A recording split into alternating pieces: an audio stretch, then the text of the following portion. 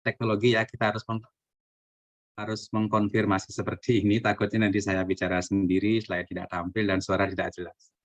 Baik, Bapak Ibu sekalian, terkait tentang kurikulum merdeka ya, ini sedang booming ya, sedang hangat-hangatnya dibicarakan karena memang luar biasa banget ya kurikulum merdeka ini. Saya selaku ini ya sekolah penggerak yang mengimplementasikan kurikulum ini kurang dari setahun, saya sudah merasa luar biasa banget. Jadi ada banyak perubahan yang terjadi baik di anak didik, guru, dan juga saya sendiri merasakan bahwa sekarang baru bisa memberikan layanan yang memang dibutuhkan oleh anak-anak seperti itu ya. Ya, seperti apa sih kurikulum merdeka? Nanti mungkin saya nyampaikan sedikit, nanti Bapak Ibu sekalian kita kasih ruang tanya jawab yang lebih luas sehingga nanti bisa lebih banyak mendengar apa sih kebutuhan Bapak Ibu sekalian terkait dengan tentang kurikulum merdeka ini. Oke. Jadi kita melihat dulu dari mana sih awalnya kurikulum merdeka ini datang gitu ya. Nah, ini kurikulum ini turun dari tujuan pendidikan nasional ya. Jadi dari tujuan pendidikan nasional itu diturunkan ke profil pelajar Pancasila. Nah, profil pelajar Pancasila ini adalah profil pelajar yang diharapkan bisa dihasilkan oleh masing-masing satuan. Apa itu profil pelajar Pancasila? Saya yakin Bapak Ibu pendidik PAUD sekalian sudah sempat searching-searching di internet dan juga mungkin sudah sering mendengar ya, karena ini ramai dibicarakan akhir-akhir ini. Nah, setelah itu diturunkan lagi ke, kalau kita STPPA ya, kalau jenjang lain itu SKL, tapi kalau kita di STPPA. Nah, standar-standar yang lain itu berada di bawahnya ini, di bawah STPPA ini.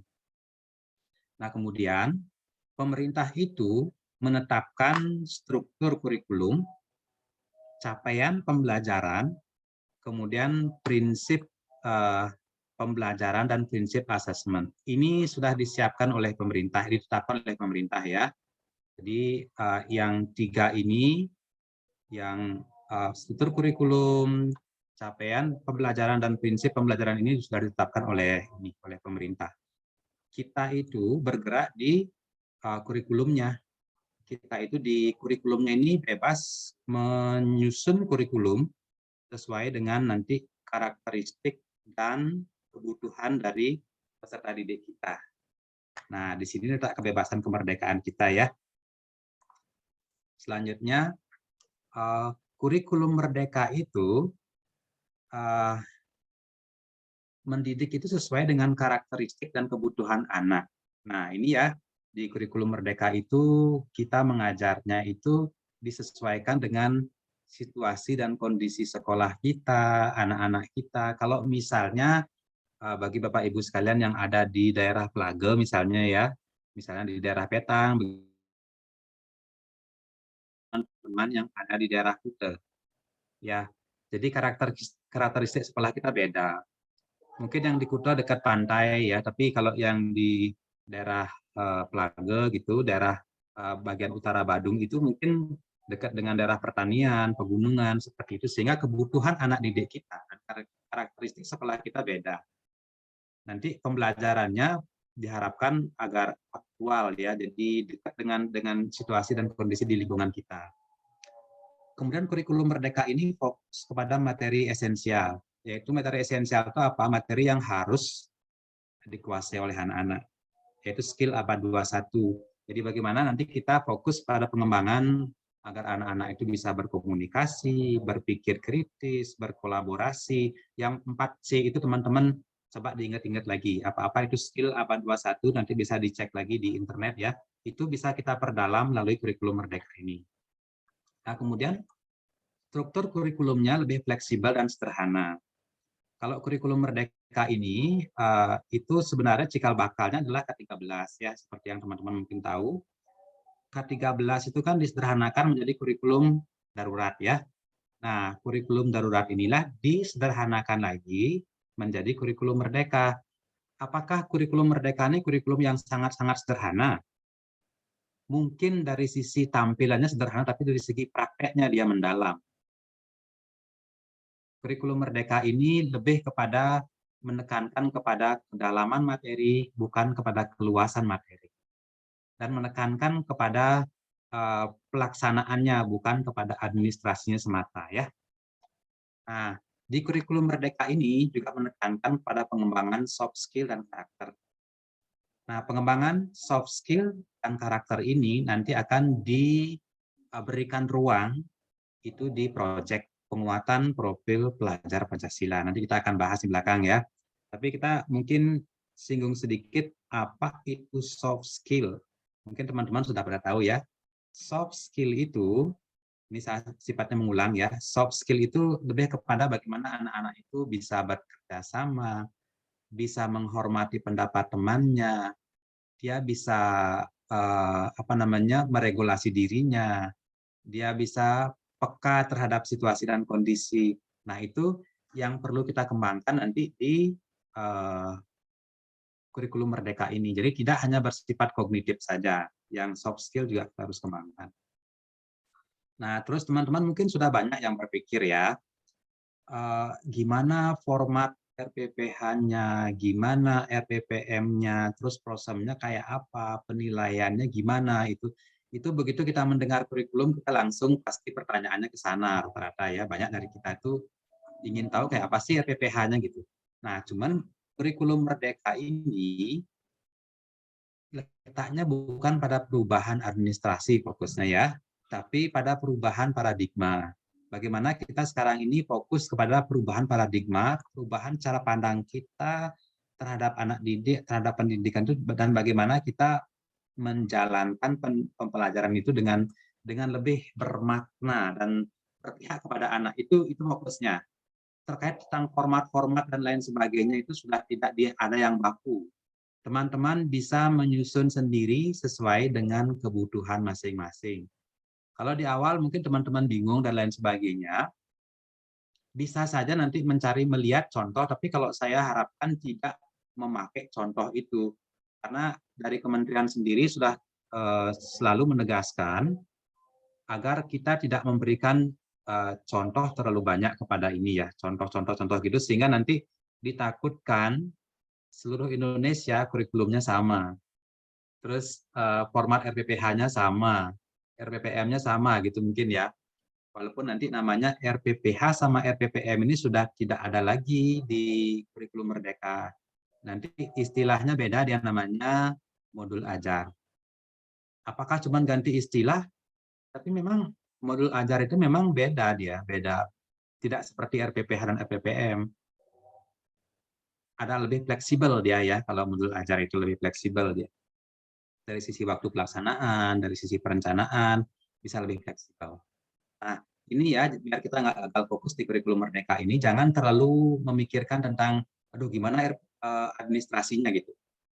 Ayo kita berpikir tentang perubahan paradigma. Apa nih hal-hal baik yang bisa saya lakukan untuk meningkatkan hasil belajar anak gitu ya. Makanya ini kalau saya di sekolah saya, karena kebetulan memang sebagai pelaksana sekolah penggerak ya, jadi kita fokusnya lebih besar itu kepada pengembangan SDM. Karena tujuan utama dari kurikulum Merdeka ini adalah peningkatan hasil belajar anak. Nah, bagaimana mungkin kalau kita meningkatkan hasil belajar anak, kalau SDM-nya tidak meningkat gitu. Jadi fokus kita ke sana nanti, peningkatan SDM menjadi prioritas menuju meningkatnya hasil belajar anak. Dan ada dikatakan bahwa kualitas suatu sekolah tidak akan lebih baik daripada kualitas gurunya. Nah, bagaimana guru ini berkualitas, meningkatkan kompetensinya, meningkatkan profesionalnya, itu penting di kurikulum Merdeka. Penting di pendidikan paradigma baru ini. Nah, sekilas untuk kurikulum Merdeka, mengapa kurikulum Merdeka? Jadi kurikulum Merdeka ini lebih sederhana dan lebih mendalam. Contohnya dari ini ya, dari dulu kita mengenal KD dan KI, itu kita mengenal ada 4 KI dan kurang lebih 40 sekian KD ya. Sekarang disederhanakan menjadi CP, itu cuma 3 CP. Nah, dulu juga kita mungkin di K13 mengenal 18 karakter. Sekarang cuma 6 dimensi profil pelajar Pancasila. Karena diharapkan di sini kalau terlalu banyak yang kita ingatnya tidak, apalagi menjalankan. Nah, dengan disederhanakan ini diharapkan kita bisa lebih mudah mengingat, lebih mudah memahami, dan tentunya lebih mudah untuk menerapkan. Kemudian kurikulum merdeka ini lebih merdeka. Jadi peserta didik itu belajar sesuai dengan perkembangan, kebutuhan, dan minatnya. Guru mengajar sesuai dengan tahap dan capaian perkembangan anak. Sekolah memiliki wewenang mengembangkan dan mengelola kurikulum pembelajaran sesuai dengan karakteristik sekolah dan karakteristik anak. Di sini ada istilahnya mengajar sesuai tahapan capaian dan perkembangan anak. Teaching at the right level. Ini penting teman-teman sekalian. Saya perlu garis bawahi di sini, kurikulum merdeka ini yang luar biasa banget itu di sini saya ingin menekankan ke teman-teman. Teaching at the right level ini. Nah, ini sangat berimplikasi nanti dengan penilaian ya, asesmen yang mungkin nanti akan disampaikan oleh rekan saya. Jadi di pembelajaran itu kita mesti melihat anak-anak kita itu levelnya di mana, dan tentunya mereka tidak seragam ya. Tentunya mereka berbeda-beda. Makanya ini alasan juga pembelajaran nanti bersifatnya berdiferensiasi. Berbeda-beda, satu anak dengan anak yang lainnya itu berbeda. Nah, disinilah guru itu mesti meningkatkan kemampuannya untuk mengenali anak didiknya. Tidak hanya kenal nama, terus kenal dari mana asalnya, tapi lebih dia mengenali cara belajar anak didiknya, tingkat kemampuan anak didiknya, terus potensi anak didiknya dia kenali. Nah, sehingga nanti teman-teman ketika misalnya di kelas itu ada anak yang, kalau saya mengumpamakan tentang pemahaman numerasi ya, kalau mungkin ada anak yang baru kenal konsep angka 5, jangan samakan pembelajarannya dengan anak yang sudah mengenal konsep angka 10 bahkan 20. Nah, ini kita mesti memberikan yang berbeda, karena tidak ada manfaatnya kalau kita memaksakan anak yang baru kenal konsep angka 5 untuk merata memahami konsep sampai angka 10. Itu tidak akan menolong untuk saat itu ya. Tapi ketika nanti belum tentu juga anak yang mungkin dia terlambat atau lebih belakang dia memahami konsep angka 5 daripada angka 10, belum tentu dia selamanya akan ke belakang dari yang lainnya. Suatu saat kalau kematangannya dia sudah pas dan simulasinya bagus, dia juga bisa mengikuti rekan-rekannya yang lain, bahkan mungkin lebih bagus. Nah, selanjutnya kurikulum merdeka itu lebih relevan dan interaktif. Pembelajaran melalui kegiatan proyek memberikan kesempatan lebih luas kepada anak-anak untuk aktif mengeksplorasi dan terciptanya pengembangan karakter dan kompetensi profil pelajar Pancasila. Nah, ini ciri khas kurikulum merdeka lagi ya. Itu pembelajarannya bisa diterapkan dalam kehidupan sehari-hari. Nah, selama ini kan pendidikan itu kita belajar apa di sekolah, tapi dalam kehidupan sehari-hari yang kita temui beda. Contohnya mungkin kalau di SD ya, ada anak-anak kita yang matematikanya dapat 100 gitu. Matematikanya luar biasa banget, tapi begitu dia disuruh belanja ke pasar dan dia dapatkan kembali benarnya. Tapi kalau hitung-hitungan di sekolah jago banget, tapi kalau di dalam kehidupan sehari-hari kadang-kadang apa yang menjadi nilai besar di sekolah tidak bisa diterapkan dalam kehidupan sehari-hari. Nah, di kurikulum merdeka ini diberikan ruang kita untuk memberikan skill-skill buat anak-anak kita yang bisa diterapkan dalam kehidupan sehari-hari. Nah, kalau struktur kurikulumnya, ya apa sih struktur kurikulum merdeka itu? Jadi ada program intrakurikuler. Nah, teman-teman sekalian, di program intrakurikuler ini nanti kita itu fokus kepada CP. CP ini kalau dulu ini adalah KDKI ya, teman-teman sekalian. Ini dulu kalau dulu CP ini adalah KDKI atau indikator-indikator yang kita kembangkan. Ini yang pertama. Kemudian yang kedua, di struktur kurikulum itu ada proyek penguatan profil pelajar Pancasila. Nah, ini adalah mengembangkan soft skill nanti di sini ya, mengembangkan karakter agar nilai-nilai Pancasila itu bisa bertumbuh dalam diri anak-anak kita. Nah, kemudian yang ketiga itu ada namanya ekstrakurikuler, tapi ini tidak wajib ya. Ini opsional. Kalau seandainya memang bisa dilaksanakan, laksanakan, tapi kalau memang tidak, ya nggak apa-apa. Dan biasanya kalau kita di TK kan ini ekstrakurikulernya nilai plus ya buat kita ya. Jadi silahkan saja mengatur nanti di kurikulum itu kalau memang ada ekstrakurikuler boleh, tapi kalau enggak apa-apa. Dan ekstrakurikuler itu diharapkan nanti ke depannya adalah anak-anak boleh memilih ekstrakurikuler yang mana yang mereka sukai. Kalau bisa mungkin tidak disamaratakan dan dipaksakan ya. Seperti itu. Nah, selanjutnya kita sedikit membicarakan tentang capaian pembelajaran ya. Nah, capaian pembelajaran ini adalah itu seperti navigasi ya, seperti navigasi yang akan mengantarkan kita kepada tujuan akhir. Nah, capaian pembelajar di PAUD ini artinya di akhir fase PAUD itu diharapkan kita mencapai capaian ini gitu ya. Nah, capaian ini ada 3 elemen ya. Itu elemen yang pertama itu nilai agama dan budi pekerti, elemen keduanya adalah jati diri, elemen ketiganya adalah literasi dan STEAM. Nah, 3 elemen ini itu saling terintegrasi, tidak terpisah-pisah dia, saling berkaitan. Kemudian merupakan penggabungan dari 6 aspek perkembangan anak. Kalau dulu kita 6 aspek pengembangan anak kan ada nilai agama dan budi pekerti, ada kognitif, fisik motorik, bahasa, ada apa namanya soal emosional, dan ada seni ya. Sekarang itu seni memang sudah tidak lagi dikembangkan di sini ya. Itu akan muncul yang 6 aspek itu, yang terbaru itu adalah dan nilai-nilai Pancasila yang muncul lagi satu. Nah, kalau saya komparasi dengan K13, jadi elemen jati diri ini telah mengcover seperti ini ya. Jadi elemen jati diri ini kalau kita lihat di K13, nilai agama dan budi pekerti ini adalah mengcover yang nilai agama dan moral dulu ya. Kemudian kalau di elemen jati diri ini, dia juga beririsan dengan bahasa, dengan nilai agama dan moral, dan juga dengan fisik motorik dia ini ya. Dia beririsan, artinya dia mengcover beberapa poin. Kemudian untuk di literasi dan STEAM, ini bahasa, kognitif, dan seni. Itu yang di-cover oleh capaian pembelajarannya. Nah, 3 elemen capaian ini kita harus stimulasi dan mengeksplor aspek-aspek perkembangan secara utuh dan tidak terpisah-pisah. Jadi ini bukan kayak mata pelajaran ya, yang terpisah-pisah seperti itu. Ini adalah satu kesatuan yang memang saling berkaitan dan harus kita kembangkan secara simultan. Nah, bagaimana penerapan pengembangan capaian pembelajaran ini di kelas ya seperti ini. Mungkin kalau nilai agama dan budi pekerti kita sudah umum ya menerapkan seperti ini ya. Bagaimana anak-anak itu peka dengan lingkungan, hormat sama orang tua, menjaga kelestarian alam dan lain sebagainya. Ini anak-anak kami membuat ekoenzim, ini kita ada melepas burung. Ini anak-anak apa namanya membantu gurunya, hormat sama gurunya. Nah, kemudian kalau jati diri, ini gimana kita mengajak anak-anak untuk mengenali emosinya, untuk menata emosinya, dia lebih fokus, kemudian dia mencintai budayanya, terus dia bisa bekerja sama, terus bertanggung jawab, gitu. Dia merapikan kelas setelah selesai bermain. Ini adalah salah satu bagian dari CP jati diri. Kalau misalnya di pengembangan CP dasar-dasaran literasi ya seperti ini, kita memberikan kebebasan kepada anak-anak kita untuk mengembangkan literasinya.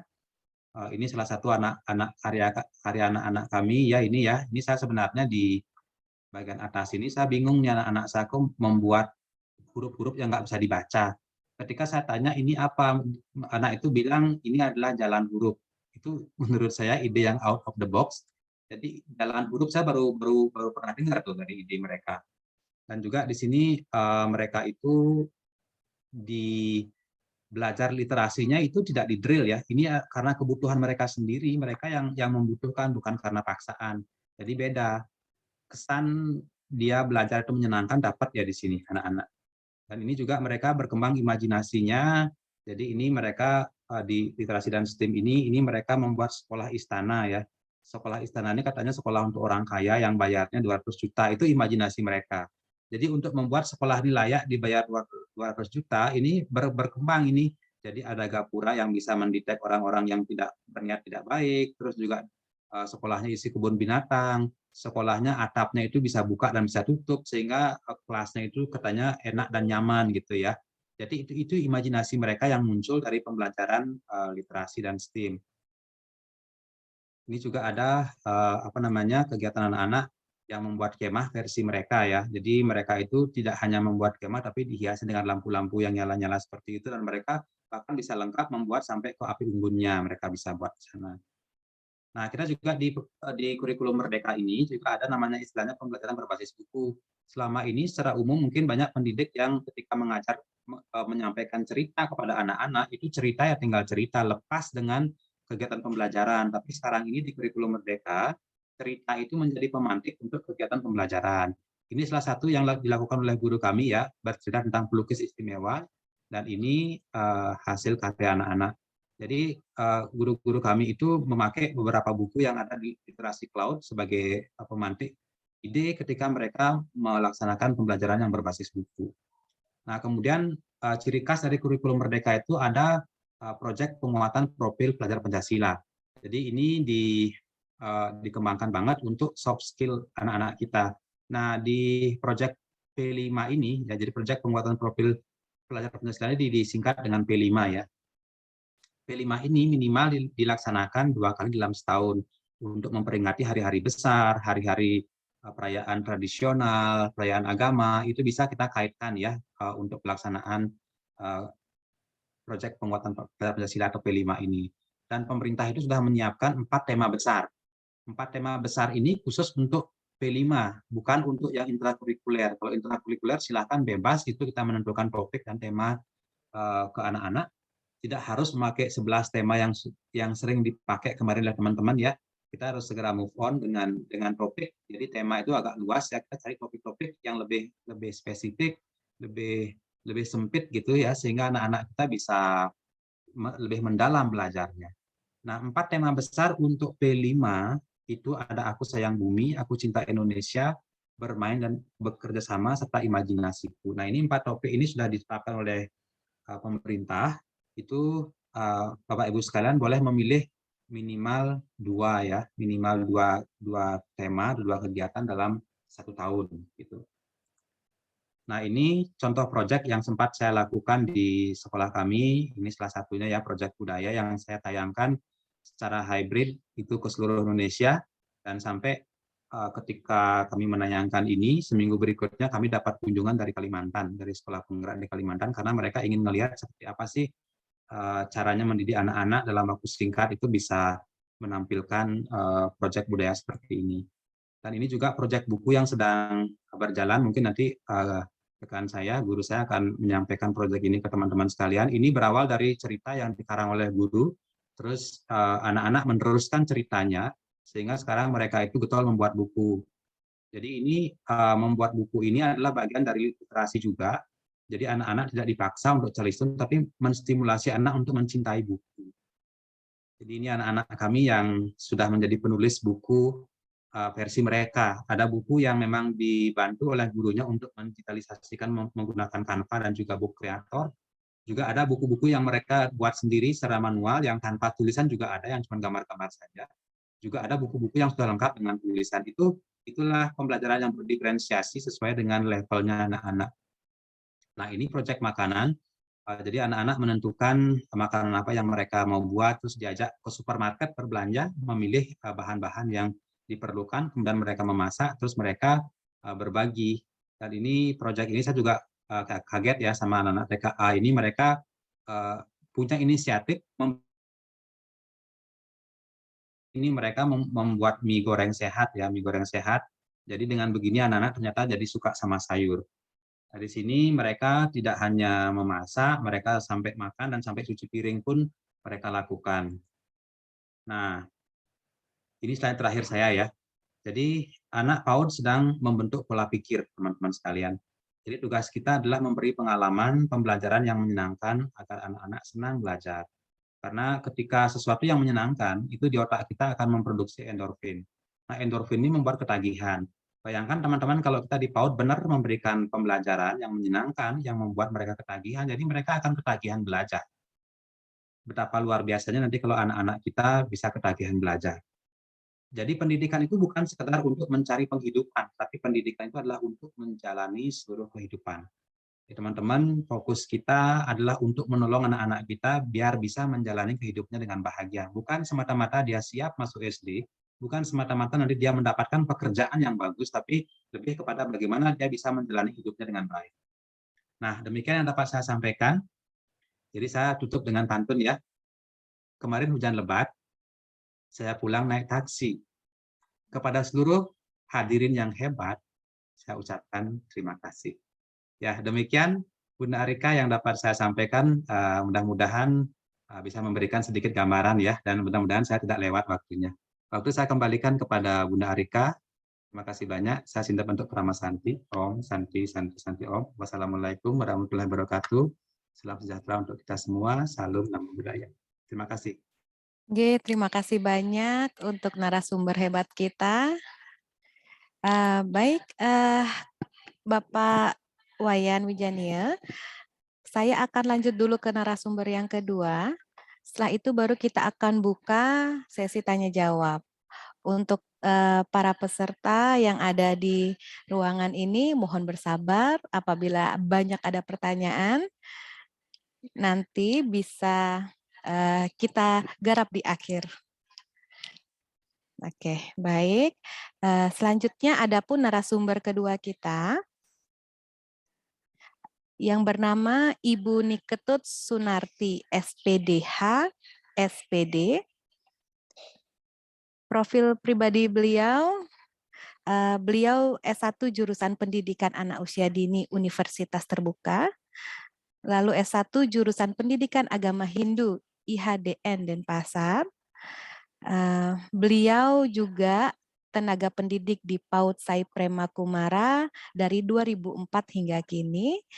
Dan yang terakhir beliau penggerak Angkatan 1 Kota Denpasar. Baik, untuk Ibu Niketut Sunarti, apakah sudah ada di ruangan? Ya, sudah Bu Arika, saya sudah bergabung. Terima kasih. Oke, baiklah buat peserta yang ada di ruangan ini, kita akan segera lanjut ke narasumber yang kedua. Waktu dan tempat kami silakan. Baik, terima kasih sebelumnya untuk kesempatannya, moderator kita yang kece ya, Bu Arika. Mohon maaf Bu Arika, ini gaya saya santai ya. Sebelumnya mohon permakluman juga dari Bapak Ibu yang tentunya banyak senior saya ada di sini ya.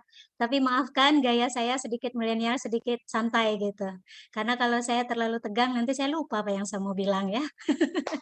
Oke, baik. Sebelumnya tiang mengaturkan panganjali Om Swastiastu. Assalamualaikum warahmatullahi wabarakatuh. Salam sejahtera. Om Namo Buddhaya. Salam kebajikan untuk kita semua. Selamat siang, Bapak Ibu, masih tetap semangat ya. Kita masuk di sesi kedua ini. Baik, saya seorang pendidik di TK Sai Prema Kumara. Kebetulan ini Pak Wayan adalah kepala sekolah saya ya. Untuk kesempatan ini saya akan lebih banyak berbagi, kalau tadi Pak Guru sudah banyak berbincang tentang gambaran besar kurikulum Merdeka. Nah, saya sempat mendapat bisik-bisik sebelumnya nih Bu Arika. Kalau untuk yang materi kedua, mungkin lebih banyak nanti bagaimana sih eksekusinya di kelas gitu ya. Oke, nanti mungkin kita lebih banyak diskusi nanti ya teman-teman ya. Saya harapkan sehingga pertemuan kita sedikit banyak menjawab gitu, menjawab teka-teki yang ada di hati teman-teman gitu. Walaupun mungkin tidak semua nanti bisa saya jawab, kita jadikan PR bersama ya. Oke, mohon izin Bu Arika. Pak Guru bisa ini nggih untuk share screen-nya nggih. Jadi ya. Teman-teman sebelumnya adakah yang sudah pernah membaca atau mencari literatur-literatur terkait Merdeka Belajar, kurikulum Merdeka? Pasti sudah ya? Boleh open mic teman-teman? Saya juga pengen tahu ya, sebelumnya mungkin kita bisa petakan apakah memang ini benar-benar asing atau teman-teman sudah mencari gitu, sudah mencari tahu.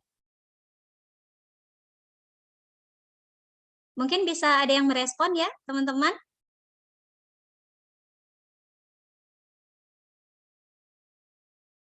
Oke, baik. Di saya masih silent, tapi saya anggap mungkin berarti sudah ya. Biasanya kalau guru itu kan lebih gercep gitu ya untuk mencari informasi, untuk belajar. Nah, apalagi terkait hal-hal yang memang baru dan sedang digalakkan. Baik, teman-teman, tadi saya sudah memperkenalkan diri. Jadi di sini saya akan lebih banyak bercerita bagaimana pelaksanaan pembelajaran dengan menggunakan kurikulum Merdeka di TK saya Prema Kumara, utamanya di kelas yang saya ampu gitu. Kebetulan saya mengajar di kelompok B3. Oke, next. Nah, ini tadi sudah banyak juga dibahas oleh Pak Guru. Saya skip aja ya mungkin ya, karena tadi sudah cukup jelas. Nah, teman-teman, ayo kita simak yuk, kita lihat. Kementerian sudah menurunkan surat keputusan gitu ya yang terkait kurikulum Merdeka ini. Nah, ini saya mengutip salah satu bagiannya terkait bagaimana sih karakteristik yang spesifik gitu pembelajaran di PAUD. Nah, di sini teman-teman bisa lihat.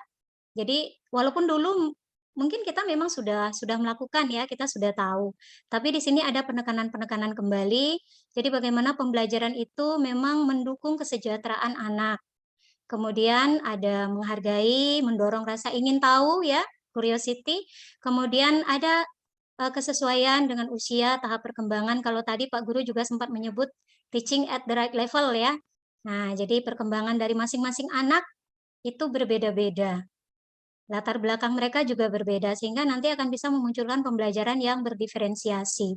Nah, memberikan stimulasi secara holistik. Jadi semua aspek, semua lingkup. Memberikan tantangan, bimbingan, dan dukungan. Ini terkait dengan nantinya bagaimana pembelajaran di PAUD juga bisa menjadi salah satu jawaban untuk tantangan di pembelajaran abad 21 ya. Nah, ini. Kemudian ada percakapan, ada interaksi yang bermakna, bukan hanya sekedar gitu. Ada makna di sana di dalam proses itu. Ada pelibatan keluarga sebagai mitra, kemudian pemanfaatan lingkungan, dan ini yang paling menarik adalah penggunaan asesmen, penilaian otentik. Ya, jadi penilaiannya tidak lagi sudah lewat baru dinilai gitu. Berbareng dengan proses anak-anak itu bermain ya. Oke, next Pak Guru. Baik, teman-teman, sebelum lanjut, saya ingin mengajak teman-teman untuk melihat dulu bagaimana sih diagram komponen pembelajaran dan asesmen di Satuan PAUD. Ini ada di panduan yang terbaru. Kebetulan kami adalah sekolah pelaksana untuk program sekolah penggerak. Jadi teman-teman tadi sudah banyak dijelaskan oleh Pak Wayan bagaimana posisi profil pelajar Pancasila, kemudian standar nasional sebagai payung besarnya, kemudian itu diturunkan CP-nya ditentukan oleh pemerintah. Nah, tujuan pembelajaran inilah yang menjadi tugas kita di satuan. Kemudian bagaimana terkait dengan asesmennya? Di sini kita melihat bahwa asesmen itu bukan hanya sekedar untuk laporan ya teman-teman, tetapi asesmen itu sifatnya hidup, yang nantinya itu akan menjadi jembatan komunikasi antara guru dan orang tua terkait memfasilitasi anak di rumah dan di sekolah, termasuk juga menentukan tindakan-tindakan tindak lanjut yang diperlukan sesuai dengan tahapan masing-masing anak. Baik, next Pak Guru. Terkait dengan profil pelajar Pancasila. Di dalam Merdeka Belajar memang diharapkan ya, nanti pembelajarannya banyak berbasis proyek, itu secara khusus untuk membentuk profil ini sebagai gambaran seperti apa sih pelajar Indonesia yang diharapkan, tujuan dari pendidikan secara nasional. Oke, teman-teman di sini saya rasa tidak perlu saya jelaskan lagi ya, apalagi guru penggerak sudah sangat bersahabat dengan istilah-istilah ini. Oke, kita next. Nah, teman-teman, ini tadi tema yang dibicarakan oleh Pak Guru. Nah, terutama terkait proyek ya. Ini ada 4 tema besar, 4 payung tema besar yang bisa dikembangkan. Oke, di sini ada terkait Aku Sayang Bumi, kemudian Aku Cinta Indonesia, kemudian ada bermain dan bekerja sama, kemudian ada imajinasi, kreativitas. Oke, kita cepat di sini. Kita skip Pak Guru.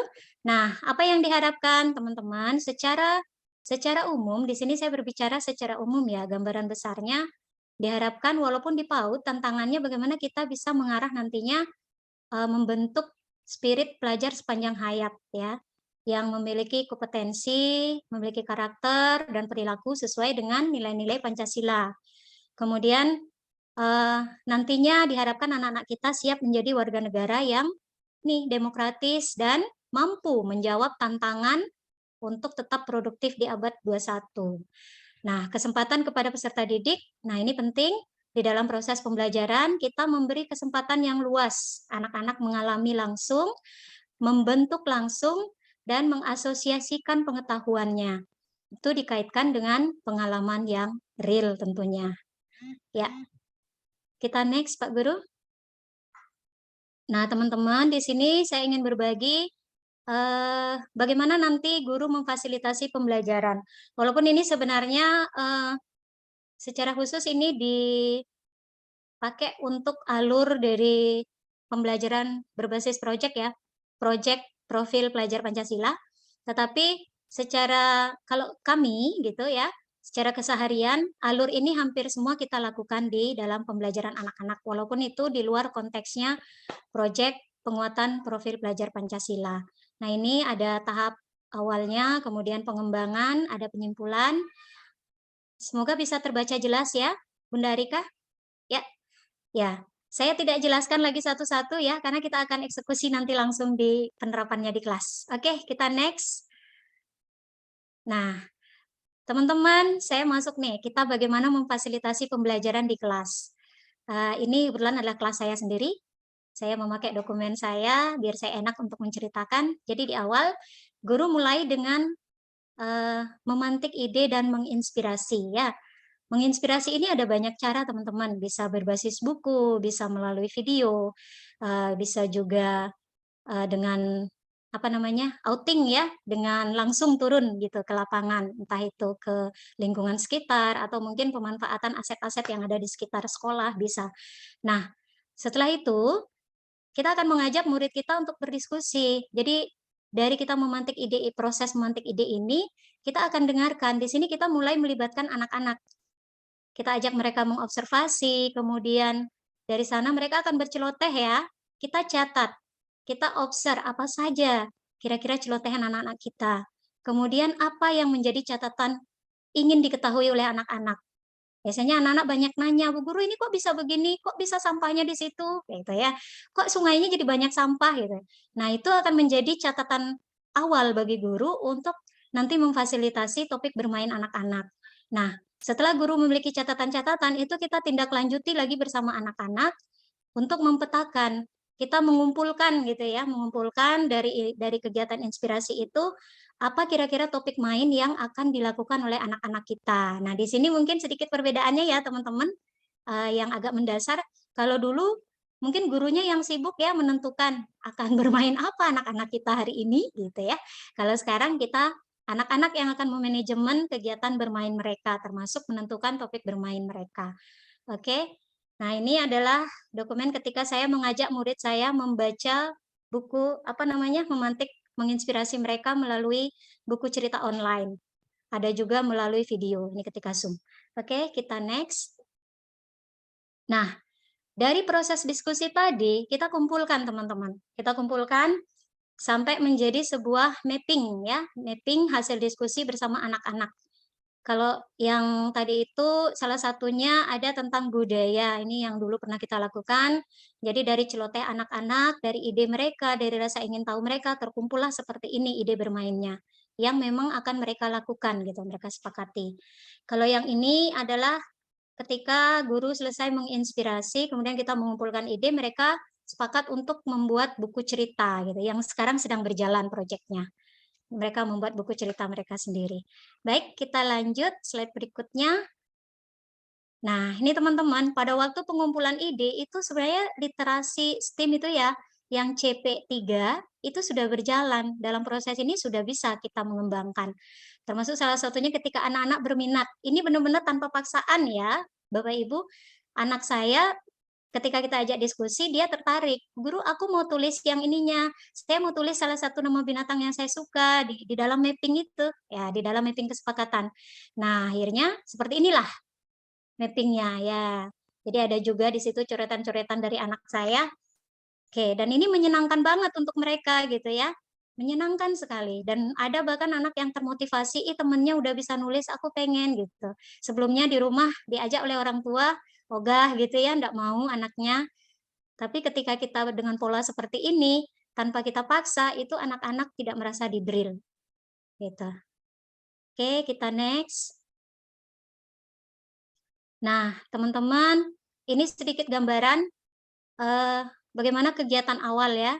Guru itu mendengarkan, mengobservasi, memberikan kesempatan, kemudian mengajak anak untuk memilih topik berdasarkan minat, nah berdasarkan keinginan mereka, keingintahuan mereka, kemudian melaksanakan pembelajaran, kemudian mengajak anak menyelidiki untuk menemukan jawaban, kemudian bagaimana guru juga memfasilitasi kebutuhan-kebutuhan anak. Nah, di sini akan muncul nanti diferensiasi di dalam prosesnya ya. Kemudian yang paling penting adalah guru mendokumentasikan proses kegiatan. Kegiatan main anak itu kita dokumentasikan untuk menjadi bahan analisis selanjutnya dan juga menentukan tindak lanjut yang dibutuhkan. Oke, kita next. Nah, pada tahap pengembangan main ini teman-teman, di sini guru memang sebagai fasilitator ya. Kalau di kelas kami, itu bahkan apa yang akan mereka perlukan untuk kegiatan mainnya itu anak-anak menyepakati untuk membawa apa. Jadi mereka sudah bisa berbagi tugas. Nah, di sini salah satunya setelah kita menemukan ide, kita menyepakati, guru bisa mulai menyiapkan invitasi sebagai undangan main gitu untuk anak-anak. Invitasi sesuai dengan topik main mereka. Nah, kemudian ini yang tadi penjelasannya yang sudah ada di depan sebelumnya. Jadi fungsi guru di sini adalah mendampingi, memfasilitasi jika ada anak yang membutuhkan bantuan, maka guru juga bisa memberikan scaffolding. Scaffoldingnya seperti apa? Bisa melalui lagu, bisa melalui bercerita, bisa melalui pertanyaan-pertanyaan terbuka, pertanyaan-pertanyaan pemantik bisa. Ya, tetapi kita tidak memberikan contoh utuh. Misalnya contohnya hanya satu gitu ya yang harus diikuti oleh anak. Tidak, karena kita menghargai imajinasi dan ide kreativitas anak. Sehingga keberagaman itu kita berikan peluang untuk muncul. Jadi di sini cirinya pada saat kita melakukan pembelajaran merdeka ini teman-teman, nanti anak itu bisa memunculkan karya yang sangat bervariasi. Walaupun mungkin topiknya sama ya, kegiatannya sama, tapi nanti idenya bisa bervariasi karyanya, hasilnya, gitu. Oke, kita next. Nah, teman-teman saya berbagi sedikit ini proses ketika anak-anak menyepakati untuk membuat buku cerita. Jadi awalnya mereka membaca buku online, terus mereka mulai bilang, Bu Guru, kalau kita mau buat perpustakaan sendiri gimana? Gitu. Ya, jadi dari rasa ingin tahunya seperti itu, terus saya pancing dengan pertanyaan balik gitu ya. Kalau dulu kita, oh kita buat aja perpustakaan yuk gitu. Selesai, tapi sekarang enggak nih Bapak Ibu. Seninya bagaimana? Oh ya, teman-teman mau buat perpustakaan, bagaimana caranya ya supaya kita punya perpustakaan? Kita perlu apa saja gitu. Mereka yang akan memikirkan, sehingga itu bisa menjadi kegiatan main. Nah, dari pertanyaan itu, akhirnya mereka bilang mereka mau buat buku cerita. Buku ceritanya ada yang memang dibuat di gambar langsung, ada yang nanti bu gurunya diminta untuk membuat gambarnya, mereka membuat bahan ceritanya. Jadi bervariasi. Saya ajak mereka googling ya. Mereka butuh alat-alat, mereka butuh bagaimana caranya. Ketika saya mendapat pertanyaan seperti itu dari anak-anak, saya tidak langsung jawab. Tapi saya tanya balik lagi, kira-kira di mana kita bisa cari informasinya ya teman-teman kalau kita ingin tahu gitu pertanyaan teman-teman ini. Jadi mereka udah bisa kasih ide tuh, Bu Guru kita coba cari di HP yuk, mama aku pernah tuh googling gitu ya. Jadi anak-anak sekarang kita apa ya dalam memfasilitasi belajarnya juga karena sudah zamannya, jadi kita dekatkan juga dengan penggunaan-penggunaan IT. Tentunya dibekali juga dengan kehati-hatiannya. Oke, kita next. Di sini mereka sudah menemukan, oh alatnya bisa pakai ini, pakai itu, dan mereka gambarkan ya. Dan ini ketika mereka memproses bukunya, teman-teman, di sini saya benar-benar apa ya, kaget gitu loh. Saya pikir awalnya, apa iya ya anak TK bisa membuat buku cerita yang lebih dari 2 halaman gitu. Menggambar 1 halaman saja biasanya kan rumit gitu ya, menuangkan imajinasi ide itu ke dalam sebuah gambar yang apalagi gambarnya kompleks gitu. Tapi ternyata apa yang terjadi teman-teman? Anak-anak ternyata ketika diberi ruang, mereka bahkan bisa membuat buku cerita itu lebih dari 5 halaman gitu, dan itu mereka yang membuat semua gambarnya dan bersambung gitu. Jadi gambarnya itu runut. ada keterkaitan gitu. Jadi saya benar-benar wah, amazing sekali ternyata ketika anak-anak diberi ruang, mereka itu jauh, kreativitasnya itu jauh daripada apa yang kita harapkan gitu. Nah, ini salah satunya ada yang bercerita tentang hutan rimba gitu. Nah, ini bukunya kalau nggak salah 6 apa 7 halaman ya, Kadek. Itu pure mereka semua yang buat gitu. Mereka yang buat. Oke, teman-teman, kita next ya. Nah, ini adalah salah satu kegiatan ketika kami project Profil Pelajar Pancasila, yaitu terkait budaya ya. Pada waktu itu memang kena momennya Galungan dan Kuningan. Nah, bagaimana kami memfasilitasi teman-teman? Yaitu tadi, kami dampingi anak-anak kami pantik setelah disepakati, kami dampingi.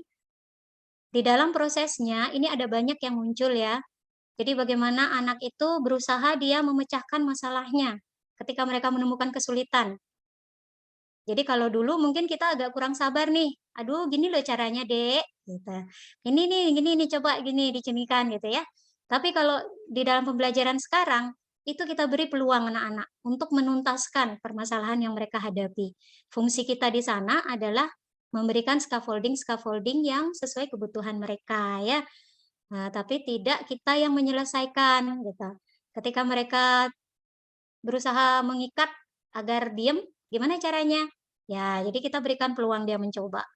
Kemudian yang ini nih main gamelan nih lucu nih Bapak Ibu. Awalnya mereka bermainnya, wah semuanya memainkan alatnya ya, suka-suka mereka. Jadi kita berikan kesempatan untuk membandingkan ketika mereka balapan dengan mereka teratur gitu ya, mau bergantian, mereka akan memilih yang mana lebih nyaman, yang mana lebih indah terdengar. Jadi kita tidak, teman-teman jangan balapan ya, kalau balapan nanti gini. Tidak lagi kita mendikte seperti itu. Jadi kita berikan mereka yang membandingkan, berikan mereka pengalaman untuk bisa mereka merasakan langsung gitu. Ya, oke. Nah ini terkait dengan proyek, jadi di dalam kegiatan itu kita juga bisa merumahkan atau menganalisis masuk ke dalam dimensi-dimensi elemen profil pelajar Pancasila. Ya, oke teman-teman, kita next. Nah, ini masih terkait dengan proyek budaya, jadi selesai, mereka juga bisa langsung mempresentasikan, menceritakan, bahkan ini anak saya yang kita ini, jadi dia di sekolah belajar membuat menanding sodan gitu ya, yang dia pilih. Kesimpulan di akhir, dia sampai bisa bilang, Bu Guru, berarti nanti Tita di rumah bisa buat ya, bantu Ibu ya, nanti Ibu tidak perlu beli lagi, nanti Tita yang buat gitu. Gitu. Jadi dia sudah tahu, oh bahwa ini apa yang dia pelajari di sekolah ini nanti kalau di rumah dia bisa aplikasikan, dia bisa manfaatkan gitu. Nah, kemudian kalau untuk aspek-aspeknya sendiri di dalam semua kegiatan itu sudah terintegrasi ya teman-teman ya. Masih mirip lah seperti ketika kita mengembangkan aspek-aspek lingkup aspek perkembangan yang 6 aspek terdahulu ya di K13. Jadi seperti itu. Kemudian kita lihat selanjutnya. Oke, ini dia belajar bagaimana dia bisa bergotong royong, bekerja sama, menyelesaikan permasalahan ketika dia mencoba untuk membuat tenjornya itu berdiri, gitu, berdiri tegak, kuat. Oke, kita next. Ya, teman-teman, di akhir pembelajaran, ya, kalau di project itu ada tahap penyimpulan, tapi di sini kita globalkan. Kalau di akhir pembelajaran, ini penting ya, melakukan refleksi. Refleksi bersama anak-anak, merefleksi bagaimana perasaan mereka, merefleksi bagaimana pembelajaran mereka, aktivitas bermain mereka sehari itu, apa yang mereka dapatkan, apa yang mereka pelajari, apa yang sudah pas, apa yang sudah positif, apa yang masih harus dikuatkan. Itu anak-anak bisa kita ajak berdiskusi. Ya. Kemudian memastikan adanya keberlanjutan ya. Nah, ini jadi bukan hanya sekedar bermain begitu saja, ada makna dan anak-anak tahu apa yang mereka pelajari di sekolah, ketika mereka di rumah, bagaimana mengaplikasikannya, apa hubungannya gitu, bagaimana mempraktekkannya. Kemudian, nah ini penting memberi ruang ke anak-anak untuk menyampaikan temuan-temuan ya. Kalau di sini selama menjalankan proyek, tapi kalau saya dalam keseharian di kelas, Jadi kegiatan sehari itu kita ajak mereka untuk menyampaikan apa sih yang mereka dapatkan gitu, mungkin pengalaman sama temennya ketika bekerja sama, atau sempat waktu ini anak saya tuh dia bisa sampai merefleksi, "Bu Guru, aku bukuku belum selesai loh buku Tita." "Kenapa bisa belum selesai Tita?" Gitu. Dia sudah bisa merefleksikan sendiri. "Soalnya tadi Tita itu ada keluar Bu Guru, beberapa kali Tita keluar. Tita tidak fokus ya, makanya Tita terlambat jadinya," gitu. Dia sudah bisa merefleksikan, pembelajarannya sendiri, proses belajarnya sendiri. Nah, ketika dia sudah bisa menyimpulkan seperti itu, di situ kita bisa scaffolding lagi ya, kita tindak lanjuti lagi. Kita ajak dia mencari solusi, supaya itu tidak terulang lagi, karena dia merasa tidak nyaman ketika buku dia tidak selesai, bagaimana gitu. Nah, dia sudah bisa memikirkan, besok-besok Tita berarti harus fokus dulu ya menyelesaikan kegiatan mainnya, baru ambil kegiatan yang lain gitu. Jadi dari anaknya sudah bertumbuh seperti itu. Tanpa guru harus repot-repot lagi kita, teman-teman harus begini ya, supaya bukunya selesai harus begini, harus begini gitu.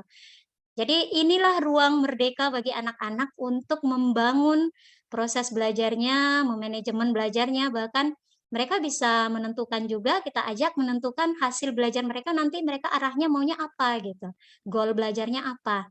Baik, kita next.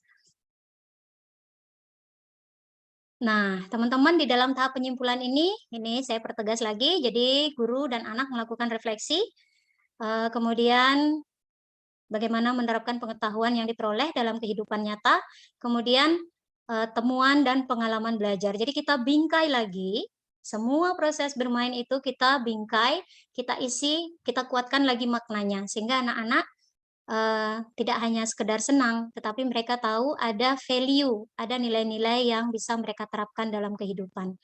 Oke, kita next Pak Guru. Nah, teman-teman ini sebenarnya video ya, tapi saya rasa sepertinya kita terbatas waktu juga Bunda Arika ya. Saya tidak putar, ini adalah ketika anak saya mempresentasikan perasaannya dan juga apa yang akan dia lakukan nanti di rumah gitu setelah dia berproject ini, setelah dia melakukan kegiatan mainnya.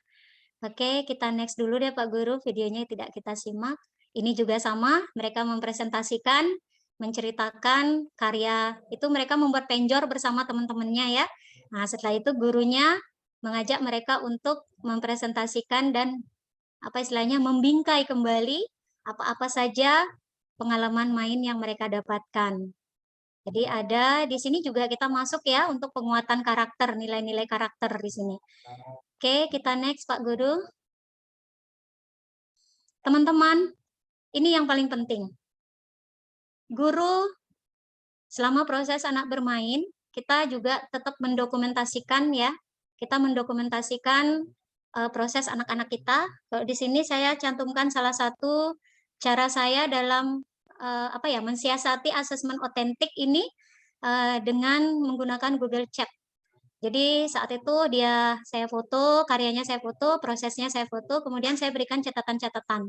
Catatan-catatan yang membuat saya ingat.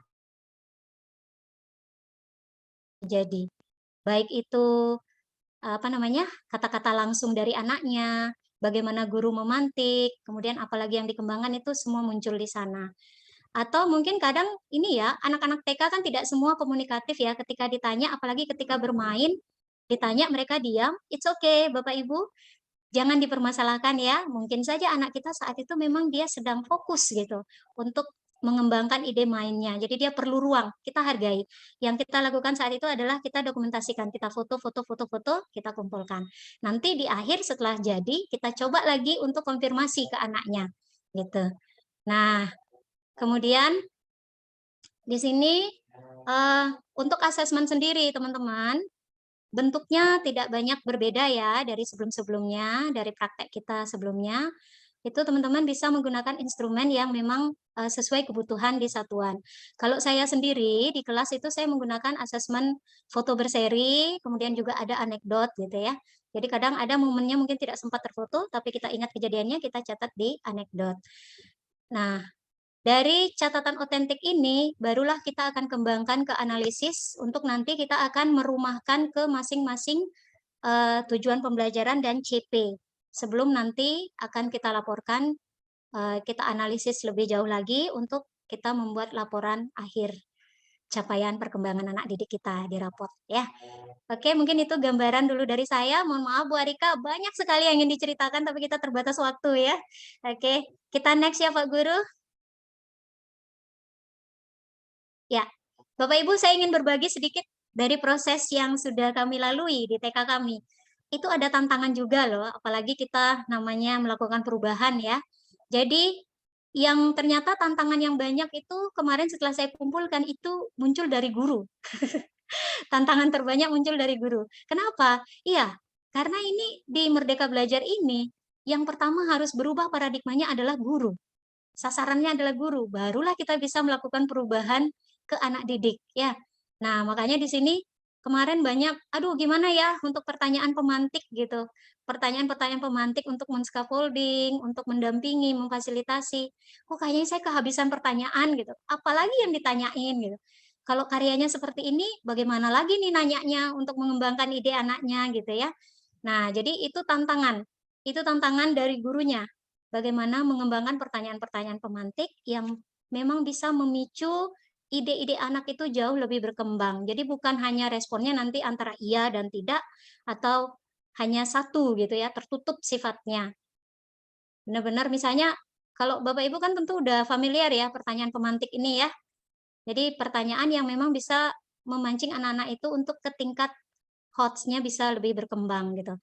Antara dia misalnya memunculkan idenya, atau mungkin dia memunculkan inovasi di dalam karyanya, atau mungkin kita mengkonfirmasi kenapa suatu hal itu dilakukan gitu. Misalnya kita melihat kayaknya ada yang unik gitu di karyanya, ada yang ganjal gitu ya. Nah, itu konfirmasi kenapa gitu. Di balik ide itu apa sih sebenarnya pemikiran seperti apa yang dimiliki oleh anak-anak kita. Nah, kan beda ya, teman-teman, mana lebih senang, rumahnya pendek apa tinggi? Nah, itu pertanyaan yang biasa hanya antara dia memastikan, oh saya senangnya yang tinggi, udah selesai gitu. Tapi ketika kita pertanyaan pemantik yang memang untuk mengembangkan ide anak-anak, misalnya, apa sih bedanya kalau rumah yang kamu buat ini dengan rumah biasa yang kamu lihat ketika kamu berangkat ke sekolah? Nah, kira-kira dari karyamu ini, apalagi yang bisa ditambahkan? Misalnya kita ingin memancing nih ide dia, biar rumahmu aman, apalagi yang bisa kamu tambahkan? Apa kira-kira yang bisa kamu gunakan? Gitu ya. Kalau kemarin sempat anak saya ketika kita membuat buku, mereka sempat memberikan ide seperti ini ketika saya tanya, teman-teman, ini buku kalian sudah jadi. Mereka membuat bukunya pertama buku personal, masing-masing anak membuat satu. Oke, buku kalian sudah jadi. Nanti sudah bisa kita akan lanjutkan untuk di perpustakaan seperti idenya teman-teman. Nah, kira-kira biar perpustakaan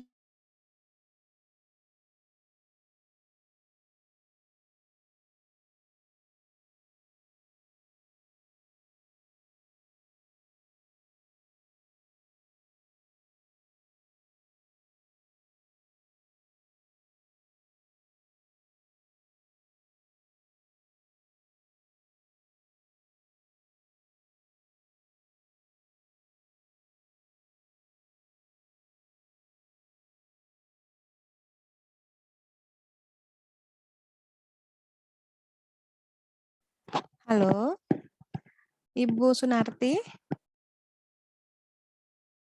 Ibu Sunarti?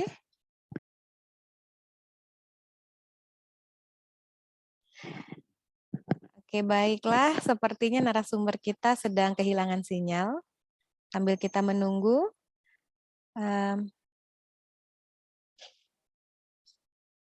kita akan menunggu narasumber kita masuk kembali, nggih.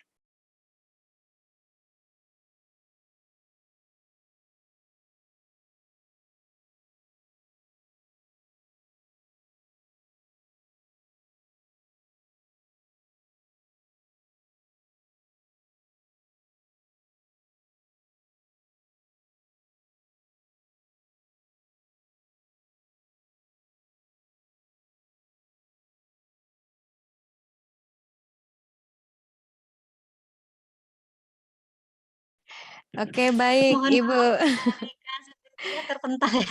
Nggih, tidak apa-apa. Gangguan suara. Ya. Saya kira sayanya yang Oke. kenapa-napa.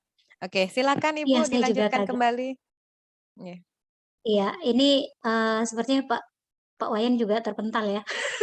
Oke, tadi Bapak Wayan Oke, juga baik itu ini. Oke, terlempar silakan. ya. Nggih. Iya. Bu Arika, ya teman-teman, mohon maaf ya kendala teknis. Jadi saya lanjutkan. Jadi dari pertanyaan pemantik itu nantinya memang diharapkan mereka bisa memunculkan ide yang lebih tinggi lagi gitu ya, lebih bervariasi lagi, atau mereka bahkan bisa menganalisis gitu, menganalisis dengan eh, mereka sudah mampu menganalisis apa yang mereka lakukan gitu ya, bukan hanya sekedar memilih iya atau tidak, atau hanya pakai ini pakai itu, bukan hanya seperti itu ya. Oke.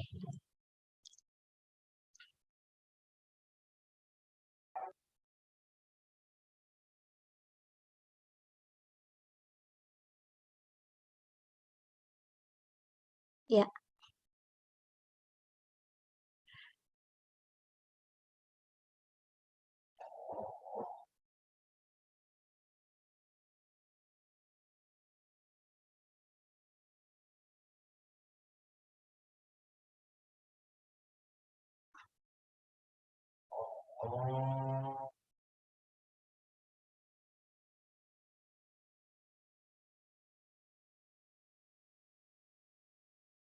Terima kasih Pak Guru sudah bisa kembali lagi ke room kita ya. Ya, oke. Nah, selain kita mundur lagi Pak Guru ya untuk slide-nya. Teman-teman, kalau tadi terkait dengan pertanyaan pemantik ya, pertanyaan pemantik ini juga kita gunakan pada saat kita memfasilitasi bermainnya anak-anak.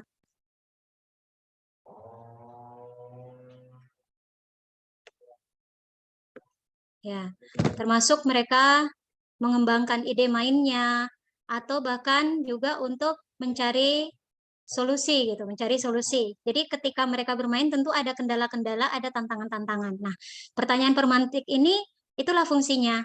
Jadi makanya tadi saya katakan bisa menjadi salah satu cara kita untuk men-scaffolding. Tentunya setiap anak kan berbeda-beda. Mungkin dengan diberikan pertanyaan pemantik dia bisa mengembangkan pemikirannya, tapi ada juga beberapa anak kalau ditanya mungkin dia tidak langsung tersambungkan gitu ya, belum langsung connect, tetapi bisa dengan kita mungkin melalui lagu atau bahkan kalau memang dibutuhkan, ada anak yang membutuhkan bantuan lebih lebih banyak gitu ya.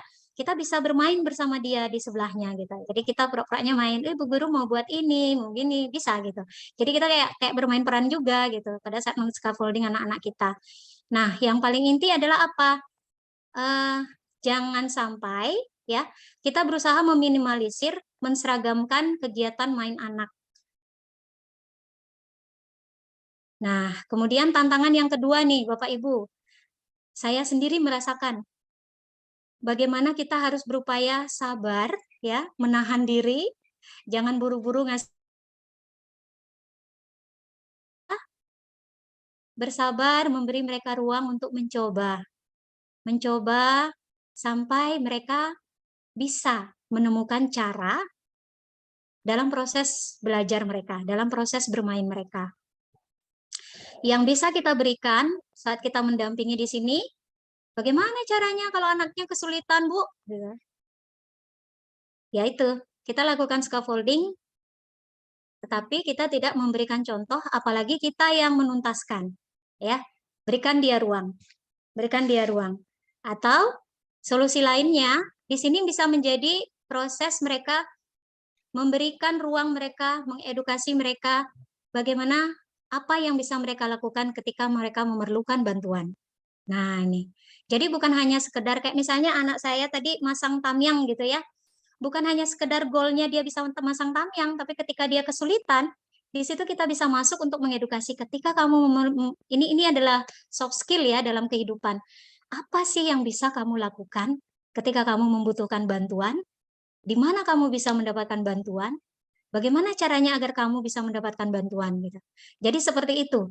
Nah, gurunya sendiri perlu sabar gitu ya, jangan buru-buru, ayo masukin aja ke sana, itu tarik talinya gitu. Jangan seperti itu ya Bapak Ibu. Jadi benar-benar ya kita ngelus dada sabar, ingetin lagi sabar, kasih mereka ruang. Oke. Nah, kemudian guru perlu banyak memberikan apa ya, untuk memfasilitasi bermainnya anak-anak, apalagi anak-anak yang berdiferensiasi. Di kelas saya itu cukup tinggi ya diferensiasinya ya Bapak Ibu. Bukan hanya dari segi proses mereka untuk mengumpulkan materi yang ingin mereka kembangkan, tetapi dari kontennya pun sudah bervariasi gitu, sudah berdiferensiasi dari cara segala macam.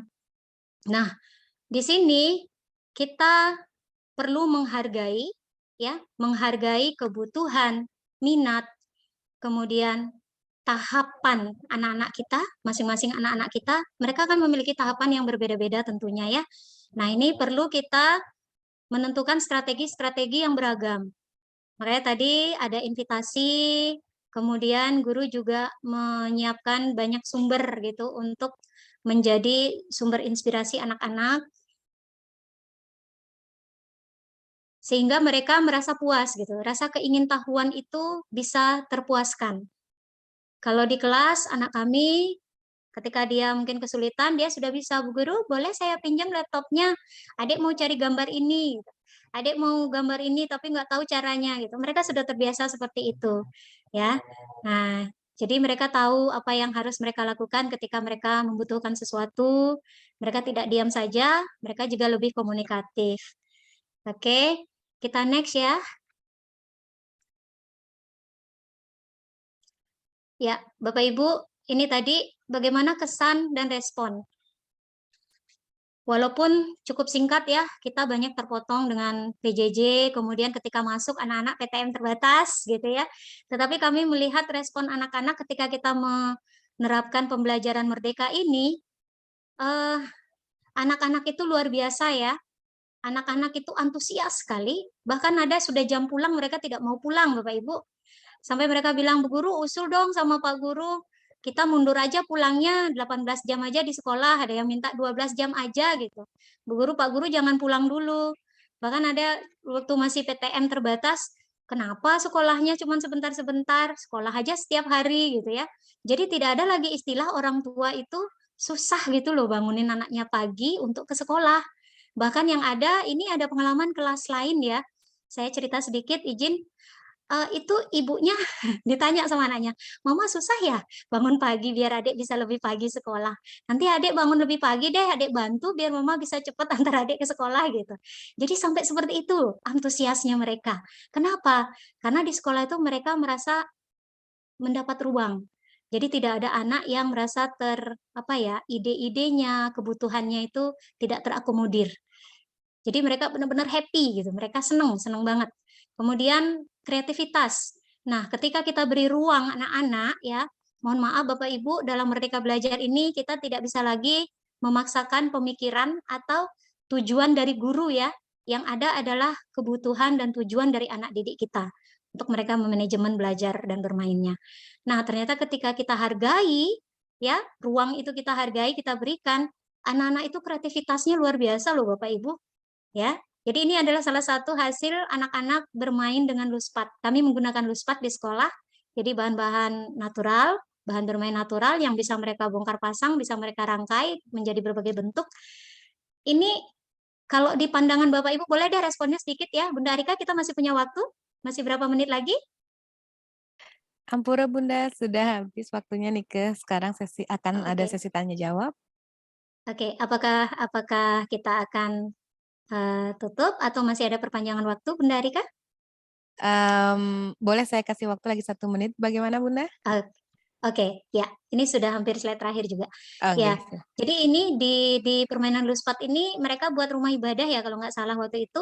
Kemudian bunda-bunda bisa lihat nih ya, ada benda kecil-kecil, tutup botol diisiin ada apa ya, biji-biji gitu ya, ada biji-biji, ada kayu-kayu bulat. Itu awalnya kami kira apa gitu, lampu atau apa, ternyata setelah kami konfirmasi itu adalah spot foto Bunda. Jadi anak-anak itu udah berpikir, imajinasi mereka itu berkembang luar biasa gitu ya. Jadi di situ kalau kita bicara literasi STEAM ya, teknologi, rekayasa itu masuk semua dan itu kita perlu dokumentasikan untuk kita analisis kemudian. Jadi mereka sudah memikirkan sampai seperti itu gitu, di luar dari prediksi kita. Oke, kita next ya Pak Guru. Ya ini, nah dari orang tuanya sendiri, orang tuanya juga antusias ya. Sampai kemarin ketika ada kabar PTM 100%, hore gitu. Saya tanya ini yang hore siapa? Anaknya apa bapaknya? Ya, orang tuanya yang hore nih Bu Guru.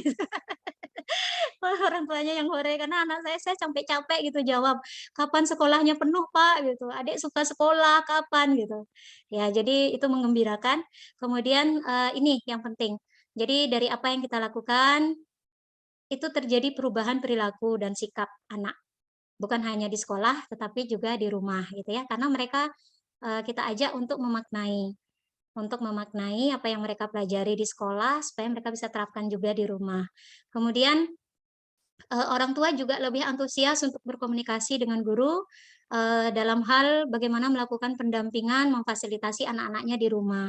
Karena anaknya getol sekali cerita, kalau sudah cerita yang di sekolah, orang tua sampai heran, "Gimana sih caranya ibu gurunya kok anak saya sampai sampai segitunya kalau udah cerita kegiatan di sekolah," gitu. Jadi beberapa orang tua itu sampai minta waktu ketemu, kemudian kita berbagi cerita seperti apa memfasilitasi anak-anak di kelas gitu. Samping juga kita memberikan informasi itu melalui parenting ya. Jadi di luar parenting yang umum itu banyak orang tua bertemu secara pribadi dengan guru. Oke, seperti ini sudah slide terakhir ya. Ya betul. Bunda Rika, ya saya tutup sedikit dengan sebuah kutipan, pendidikan sejati untuk memanusiakan manusia, akhir dari pendidikan adalah karakter. Sama seperti pandangan Ki Hajar Dewantara, jadi yang kita didik adalah sosok pribadi yang merdeka. Jadi bagaimana kita membantu anak-anak kita untuk tumbuh menjadi diri mereka, untuk siap dan berbahagia di kehidupan mereka. Oke, itu saja dari saya. Mohon maaf atas segala kendala dan juga waktunya yang mungkin tidak on time ya, Bunda. Mudah-mudahan tidak mengurangi ya, tidak mengurangi makna. Terima kasih Bunda Arika, saya kembalikan. Oke, terima kasih. Tepuk tangan untuk narasumber hebat kita. Oke, baik. Untuk menambah semarak kita pada siang hari ini, saya ingin sekali dong untuk melihat wajah cantik Ibu Bapak yang ada di ruangan ini. Oke, aduh baik sekali, sudah dinyalakan ya. Oke, itu. Jadi narasumber kita juga semakin semangat nih nantinya. Oke. Baiklah, di ujung acara ini kita akan membuka sesi tanya jawab. Ada narasumber kita dari Bapak Wayan Wijania dan Ibu Sunarti. Silahkan saya buka untuk dua penanya.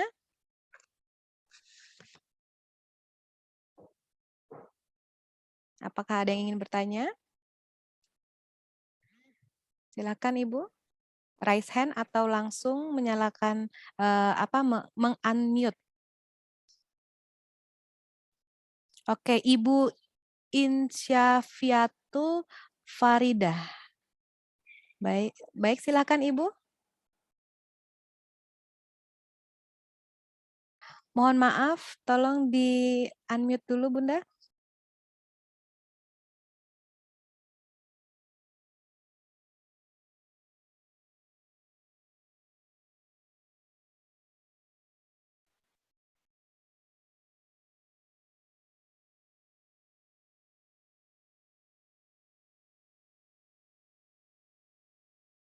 Mohon maaf Ibu, suaranya masih belum masuk. Atau mungkin di kolom chat. Bisa? Oke, silakan di kolom chat, Ibu Faridah. Selanjutnya, apakah ada yang ingin bertanya lagi?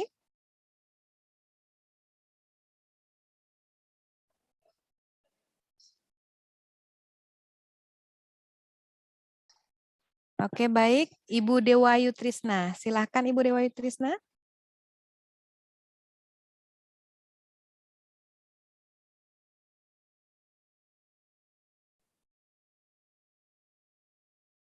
Silakan Ibu Dewayu Trisna. Ya, terima kasih Ibu Moderator, Om Swastiastu, Pak Wayan dan Bu Ketut, Bapak Ibu narasumber hebat kita pada pagi hari ini. Menarik sekali ya, sebenarnya banyak mungkin hal yang ingin ditanyakan oleh teman-teman karena terbatasnya waktu juga. Yang ingin saya tanyakan di sini, yang ingin saya jelaskan tadi juga sudah ditegaskan oleh Pak Wayan mengenai 4 tema besar untuk P5 bukanlah tema yang digunakan pada kegiatan intrakurikuler ya. Betul ya Bapak Ibu nggih? Jadi kegiatan kita pada setiap hari ini tidak terikat pada tema. Nah, kemudian tetapi pada topik yang tadi dijelaskan oleh Ibu Ketut, mungkin bisa diberikan lagi gambaran teknisnya kepada anak-anak bagaimana kita mengeksekusi sehingga didapatkanlah topik-topik yang akan kita gunakan di hari itu dan hari berikutnya bagaimana. Seperti itu ya Bu ya. Kemudian kalau boleh lagi saya tambahkan satu lagi, kita kenal pada saat ini model-model pembelajaran seperti kelompok, area, sentra, lalu bagaimana pengimplementasian kurikulum Merdeka ini terhadap model-model pembelajaran tersebut. Demikian Ibu Bapak Narsum. Baik, Ayu, rekan saya yang baik hati. Terima kasih atas pertanyaannya ya. Mungkin saya dulu memberikan gambaran umum ya, nanti mungkin Bu Narti bisa memberikan gambaran teknisnya gitu ya. Nah, terkait tentang model pembelajaran, itu tidak ada pengaruh ya. Model pembelajaran mau pakai kelompok, mau pakai sentra, dan lain sebagainya, itu bisa disesuaikan dengan kondisi dan situasi sekolah masing-masing, dan disesuaikan dengan kemampuan guru. Jadi kalau guru memang maunya sukanya di kelompok, ya nggak apa-apa. Kalau guru memang biasanya di sentra juga nggak apa-apa. Terus apanya yang berubah? Yang berubah itu adalah pembelajarannya itu tidak bersifat klasikal atau mewajibkan anak-anak melakukan sesuatu yang sama. Biasanya kalau di kelompok kan dulu begini, jadi kita ada 3 kegiatan kelompok, setahu saya sih gitu ya. Ada 3 misalnya kegiatan kelompok, jadi kalau anak itu belum selesai, dia harus berpindah ke kelompok lain. Kalau dia nggak mau berkegiatan di kelompok yang lagi satu, berarti penilaiannya di situ nggak dapat. Karena anak itu gimana kita menilai orang dia nggak berkegiatan di situ. Kan itu alasan guru. Tapi sekarang kita memberi ruang kepada mereka, kalau mereka memang, ini kalau sistemnya kelompok ya, kalau mereka memang nyantol di satu kelompok, dia tuntaskan ya nggak apa-apa, ya nggak masalah. Jadi karena kita yang ngajarnya itu bukan menilai kegiatan, bukan menilai kegiatannya harus ya, tapi kita lebih melihat juga CP-nya itu muncul nggak di sana gitu. Kalau CP itu kan nggak harus dilakukan, harus dicapai dengan kegiatan itu toh. Jadi kegiatannya boleh bermacam-macam, tapi CP itu bisa kita amati. Misalnya kayak sederhananya, misalnya dia memahami literasi atau numerasi gitu ya, atau memahami keaksaraan awal gitu. Kan tidak harus dia menulis di buku. Kan dia tidak harus dengan menulis apa yang kita mau. Dia kan bisa menulis sesuai dengan kemauannya sendiri, apakah dia dengan misalnya menggunakan biji-bijian dia membentuk huruf, apakah dia dengan menebalkan huruf, ataukah dia dengan menulis sesuatu, itu kan cara-cara yang sesuai dengan kemauannya anak gitu. Jadi letaknya di sana, letak kemerdekaannya di sana. Atau kalau seandainya memang mau memakai model project gitu, project yang memang tidak terikat dengan sistem kelompok, sistem area dan lain sebagainya, mereka bebas belajarnya dengan project itu, ya itu malah lebih bagus gitu, tidak terikat dengan metode pembelajaran. Malah kami di PAUD Prema udah di kelas itu sudah tidak ada meja lagi, mereka tuh kosong di kelas, yang ada hanya loosepad yang ada di sana. Jadi mereka itu sudah tidak bisa dikelompokkan lagi sesuai dengan ini kelompok merah, kelompok kuning, atau kelompok cempaka dan lain sebagainya. Nggak bisa seperti itu. Mereka bisa berbaur sesuai dengan minatnya mereka gitu ya. Itu mungkin dari sisi metode. Yang pertama tadi apa ya pertanyaannya, kok lewat ya, Bu Ayu ya? Yang sebelumnya tentang apa tadi? Tentang tema 4 tema Oh, besar 4 itu tema Kak ya. Guru. Ya, ini Ya. soalnya ciri-ciri udah makan siang ini Bu Ayu. Jadi teman-teman kita santai ya. Tentang 4 tema, benar sekali, di Jawa Tengah saya sempat dengar ya waktu saya berbagi praktek baik di sana. Di situ juga guru-guru itu saking advance-nya ya, saking semangatnya, kok bisa menangkap bahwa 4 tema itu adalah 4 tema yang harus dipakai di seluruh Indonesia, dan itu dipakai dalam setahun di intrakurikuler. Jangan seperti itu. Jadi terkait tentang tema, kita bedakan antara intrakurikuler dan proyek penguatan profil pelajar Pancasila. Nah, nanti kalau Bapak Ibu sekalian membaca buku P5 yang dikeluarkan oleh Kemendikbud, itu buku ditulis ketika masih dengan versi yang lama. Masih dengan versi yang memang PAUD itu menyatukan antara intrakurikuler dan P5-nya itu jadi satu terintegrasi. Tapi ini biar ada benang merah antara jenjang PAUD sampai SD, SMA, dan seterusnya, itu makanya diseragamkan. Sekarang itu di PAUD pun ikut dipisah antara P5 dengan intrakurikuler. Jadi ketika teman-teman melakukan P5, proyek penguatan Pancasila ini, itu fokusnya teman-teman itu adalah keempat tema itu. 4 tema besar. Itu tema bisa dikembangkan luas banget. Kalau misalnya mau ngambil Aku Cinta Bumi, itu topiknya bisa macam-macam, bisa mengolah sampah, bisa penghijauan, dan lain sebagainya. Nah, di dalam rentan waktu juga kita di P5 itu boleh dalam semester itu 2 kali ngambil minimal 2 kali. Dan fokusnya teman-teman ketika P5 ini fokusnya bukan lagi ke CP. Jadi teman-teman nanti asesmennya di situ atau istilahnya penilaiannya di situ teman-teman tidak lagi menilai CP. Tapi di situ kita adalah menilai dimensi profil pelajar Pancasila yang ada 6 itu. Ada 6 dimensi, nanti teman-teman bisa lihat itu di permennya sudah ada. Jadi dimensi itu ada subdimensinya, sub elemennya itu ada, yang jenjang PAUD khususnya kita arahnya ke sana ngelihatnya perkembangan anak didik kita gitu ya. Nah, kemudian untuk topik hari-hari mungkin nanti bisa ditambahkan oleh Bu Guru Narti terkait bagaimana memantik itu. Jadi kita mengajukan proposal istilahnya ke anak-anak ya dengan sebuah cerita, dengan sebuah video. Nah, tergantung juga kita yang mengajukan proposal ini gaya kita menyampaikan kayak apa, terus proposal yang kita sampaikan ke anak-anak itu memang apakah dekat dengan mereka gitu. Jadi kalau seandainya ketika kita memberikan satu usulan main kepada anak-anak yang berupa cerita dan lain sebagainya, anak-anak nggak tertarik, jangan sakit hati, nggak apa-apa. Jadi tertariknya mereka apa, itu yang kita jadikan topik. Tapi kalau syukur kita misalnya topik yang kita pakai untuk memantik mereka, itu disenangi oleh mereka, yuk lanjut dikembangkan. Sampai kapan? Sampai mereka puas. Makanya tema ada berapa sekarang? Tergantung, bisa ada 5, bisa 10, bahkan 1 pun boleh. 1 topik untuk setahun ya nggak apa-apa kalau anak-anak memang masih ingin mengeksplor lebih dalam. Karena di kurikulum Merdeka ini bukan keluasan materi, bukan banyaknya tema atau topik yang akan dipelajari, tapi seberapa dalam anak-anak bisa mendapatkan pengetahuan di sana. Kalau misalnya topik semut tahun, apakah anak-anak hanya belajar tentang semut aja? Belum tentu. Mereka di situ akan belajar tentang kerjasama, tentang komunikasi, tentang antre, bahkan semut itu bisa dipakai untuk menguji makanan yang sehat apa tidak. Bisa ditaruh di lantai, mana yang paling cepat dikunjungi semut, berarti itu makanan kemungkinan tidak mengandung banyak zat kimia.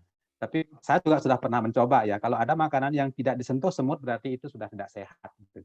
Tidak bagus untuk tubuh kita. Nah, itu anak-anak bisa lakukan sampai sedalam itu kalau seandainya hanya satu topik. Seperti itu mungkin ya, mungkin Bu Guru nanti bisa menambahkan lagi yang terkait teknis di kelas. Baik, izin Bu Dewayu, saya langsung aja yang teknis topik ya, bagaimana sih dengan anak-anaknya gitu, dan termasuk kelanjutan besoknya kan gitu ya. Ya, nah kalau sebelumnya kan banyak nih guru yang rancang ya, oh besok anak saya mau main ini, itu maunya guru. Kalau sekarang maunya anak nih yang kita perlu dengarkan.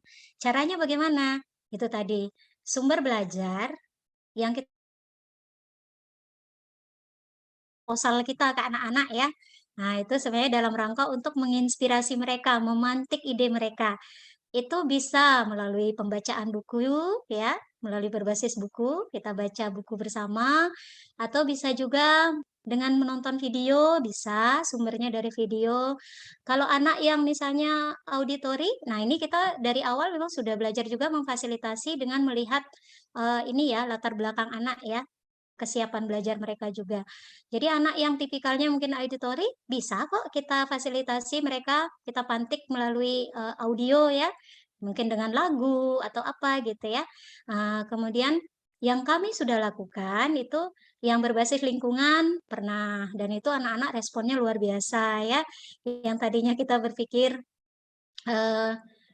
apa ya kira-kira yang akan muncul, apa ya gitu. Awal-awal kan kita agak gini, jangan-jangan nanti anak-anak nggak respon gitu. Ternyata kalau memang sudah bagus cara kita, artinya kita alamiah saja gitu dengan anak-anak, natural aja. Kita dengarkan, kita hargai apa yang mereka sampaikan, apa yang ingin mereka tahu. Jangan pakai ego kita sebagai guru gitu ya. Jangan jangan paksa anak-anak itu menjadi orang dewasa dalam pemikiran guru. Sehingga di situ nanti akan pembelajaran itu, ide-ide anak itu akan tumbuh, akan banyak muncul sesuai dengan minat mereka. Nah, hal-hal yang perlu kita lakukan, kita perlu mencari sumber-sumber yang memang sesuai dengan tahapan usia mereka. Itu pertama, kemudian kalau bisa yang kontekstual terdekat dengan kehidupan mereka. Gitu. Terdekat dengan kehidupan mereka dan menarik untuk usia mereka. Gitu. Ini untuk tim menginspirasi ya Bapak Ibu. Sehingga baru dimunculkan tuh mereka, ih apa sih ini? Bu Guru kayaknya seru deh gitu ya. Nah dari sana itu mereka akan banyak nih muncul, Bu Guru aku lihat ini ada burung loh tadi di sana. Oh ya ada burung, kita catat Bu. Tadi dia nyebutin burung kan, catat itu tadi yang mapping rame itu Bapak Ibu. Nah itu prosesnya seperti itu. Kita gini kan, terus misalnya dari buku cerita ada apa saja yang mereka lihat. Kayak kemarin saya di cerita online itu, di buku cerita online kebetulan itu tentang pelukis ya, tentang Theo. Jadi mereka tahu di cerita itu ada anak namanya Theo, dia suka melukis, tangan kanannya itu tidak normal, lebih pendek dari tangan kirinya. Tapi untuk melukis dia akhirnya masuk ke sekolah berbakat, itu dia bikin, oh ada sekolah Bu Guru. Di sekolah, oh ada melukis, melukisnya pakai apa? Oh ada. Jadi mereka langsung klasifikasikan itu, mereka yang nyebut. Itu yang namanya celotehan anak-anak di awal ya, saat menginspirasi. Itu kita kumpulkan Bapak Ibu, kita kumpulkan yang nantinya akan, apa ya, kita rapikan lagi untuk kita, oh teman-teman tadi kita udah ngomongin ini, ngomongin ini, ngomongin ini dari cerita tadi. Nah sekarang untuk kegiatan mainnya teman-teman yang mana gitu. Kalian mau bermain yang mana? Kalian maunya apa? Sederhananya seperti itu ya. Mereka jadi ide-ide itu memang muncul dari anak-anak. Bisa saja ide itu memang berdasarkan apa yang mereka lihat, bisa berdasarkan videonya atau bisa berdasarkan buku yang kita baca bersama. Atau jangan kaget Bapak Ibu, ide yang muncul bisa saja out of the box. Tidak ada hubungannya dengan yang kita baca tadi gitu ya. Nah, itu perlu kita konfirmasi, kenapa kamu bisa bilang itu gitu. Iya, soalnya waktu ini aku pas pergi sama ibuku aku lihat itu Ibu Guru gitu. Nah, itu. Jadi perlu ada konfirmasi. Nah, kemudian bagaimana untuk mengeksekusi? Ini ada anak 16 nih di kelas. Semuanya celotehannya beda-beda, keinginannya beda-beda. Bagaimana memfasilitasi? Di sini kita masuk Bapak Ibu. Di sini kita masuk belajar bagaimana mereka bisa saling bertukar pendapat, bagaimana bisa saling menahan diri, bagaimana bisa saling menghargai. Misalnya setelah kita kumpulkan, oh ternyata ada 3 kegiatan yang mereka sepakati. Ada membuat buku, ada melukis berkelompok, atau melukis bebas. Kemudian ada juga yang maunya, Bu Guru tadi aku lihat ada masakan di situ, gimana kalau kita masak? Dan itu diiyakan oleh beberapa temannya. Oke, kita catat aja dulu, kita catat. Nanti kita ajak mereka diskusi. Teman-teman, ini udah ketemu nih, kita punya 3.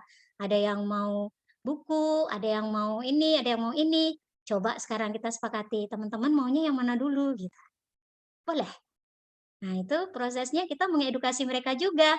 Oh, ternyata kita bisa loh, ide kita itu kita bisa bersabar untuk ide teman. Ide kita juga bisa dihargai oleh teman gitu. Di sini adalah skill mereka berkomunikasi, skill mereka hidup bersama, berdampingan, bahwa kita perlu saling menghargai. Setelah disepakati itu Ibu-ibu, kita buatkan invitasi. Nah, ini guru untuk strategi guru untuk mengembangkan ide bermain anak. Kita perlu invitasi ini kita buat kalau di kelas sih biasanya 3 minimal gitu ya. Nah, bentuk invitasinya bagaimana? Itu bisa, misalnya kita di satu invitasi itu kita lihat, ini kita lagi lihat minat anak-anak kita apa. Oh, mereka senang, ada banyak yang senang bermain luspat. Satu invitasi bisa saja berkaitan dengan luspat dan bisa saja di situ dia akan bermain pembangunan atau apa gitu ya. Kalau dengan anak-anak itu bisa menjadi apa saja soalnya, bisa di luar prediksi kita. Kemudian di satu invitasi lain, mungkin karena mereka sukanya menggambar, kita lihat minatnya tinggi di menggambar, kita sediakan saja gitu. Jadi invitasi ini kita buat berdasarkan kebutuhan dan minat anak-anak. Nah, untuk memanajemen kegiatannya sendiri bagaimana? Nah, di sini kita libatkan anak-anak. Setelah mereka mengumpulkan topik, Kemudian mereka menyepakati, oh untuk besok kita akan bermain apa? Oh kita ini dulu Bu Guru, kita akan membuat seperti kemarin ya, ini yang sedang berlangsung sekarang di minggu ini, mereka mau membuat salad. Jadi kita ajak, salad itu dibutuhkan apa saja. Mereka sudah bisa berbagi tugas. Siapa yang akan membawa buah, siapa yang akan membawa bahan-bahan lainnya, itu mereka memanajemen sendiri. Kita hanya memfasilitasi dengan bertanya, dan ajak mereka menyimpulkan. Oke, itu tadi sampai di mereka memanajemen kegiatan mainnya. Nah, kalau misalnya ada lebih dari satu, tidak apa-apa Ibu Bapak, ada yang aku nggak mau yang itu Bu Guru, aku maunya main ini. Oke, kita fasilitasi.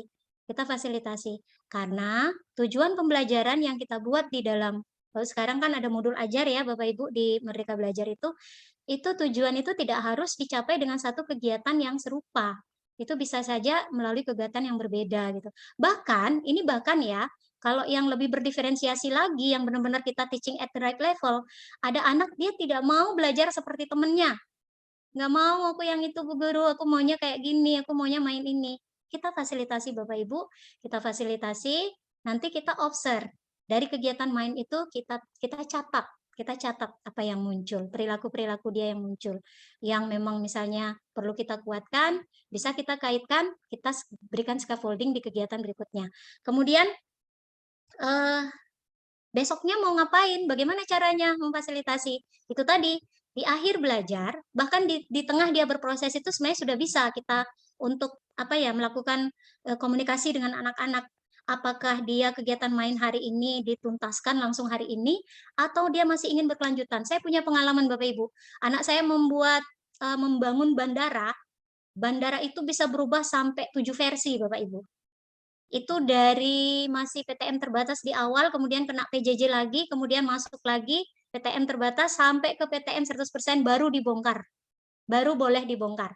Karena kita perlu hargai, kita tanya dulu teman-teman, bermain yang ini sudah cukup? Atau masih mau dilanjutkan lagi? Mau ditambahkan apa lagi? Besok kalian akan membuat apanya lagi? Gitu. Mereka nanti yang akan menentukan. Tapi ketika sampai di fase mereka merasa puas, nah ini, oke, sudah selesai Bu Guru. Nanti kita buat mainan yang baru lagi. Kita nanti mau kegiatan yang lain lagi besok. Yang ini udah boleh dibongkar. Kita bongkar. Gitu. Jadi penting ya Bapak Ibu, untuk kelanjutan besoknya itu kita dengarkan pendapat anaknya. Ya, mungkin itu dulu dari saya Bu Dewayu. Apakah cukup menjawab? Semoga menjawab ya, memberikan gambaran ya. Oke. Bagaimana Bu Dewayu?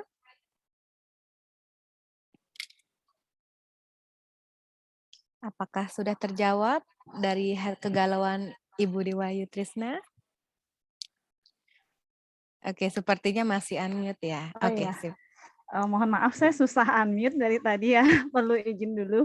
Baik, terima kasih Pak Wayan dan Bu Ketut. Semoga di lain waktu kita bisa berbincang lebih mendalam lagi ya, karena ini baru dan menarik. Saya persilakan untuk teman-teman yang lain yang mau bertanya, pastinya banyak yang mau ditanyakan. Terima kasih. Terima kasih Ibu Dewayu Trisna dan narasumber hebat kita. Baik, sepertinya di grup di chat ini banyak sekali nih pertanyaan-pertanyaannya. Saya coba bacakan satu persatu, nggih. Yang pertama dari Ibu Veronica Niketut.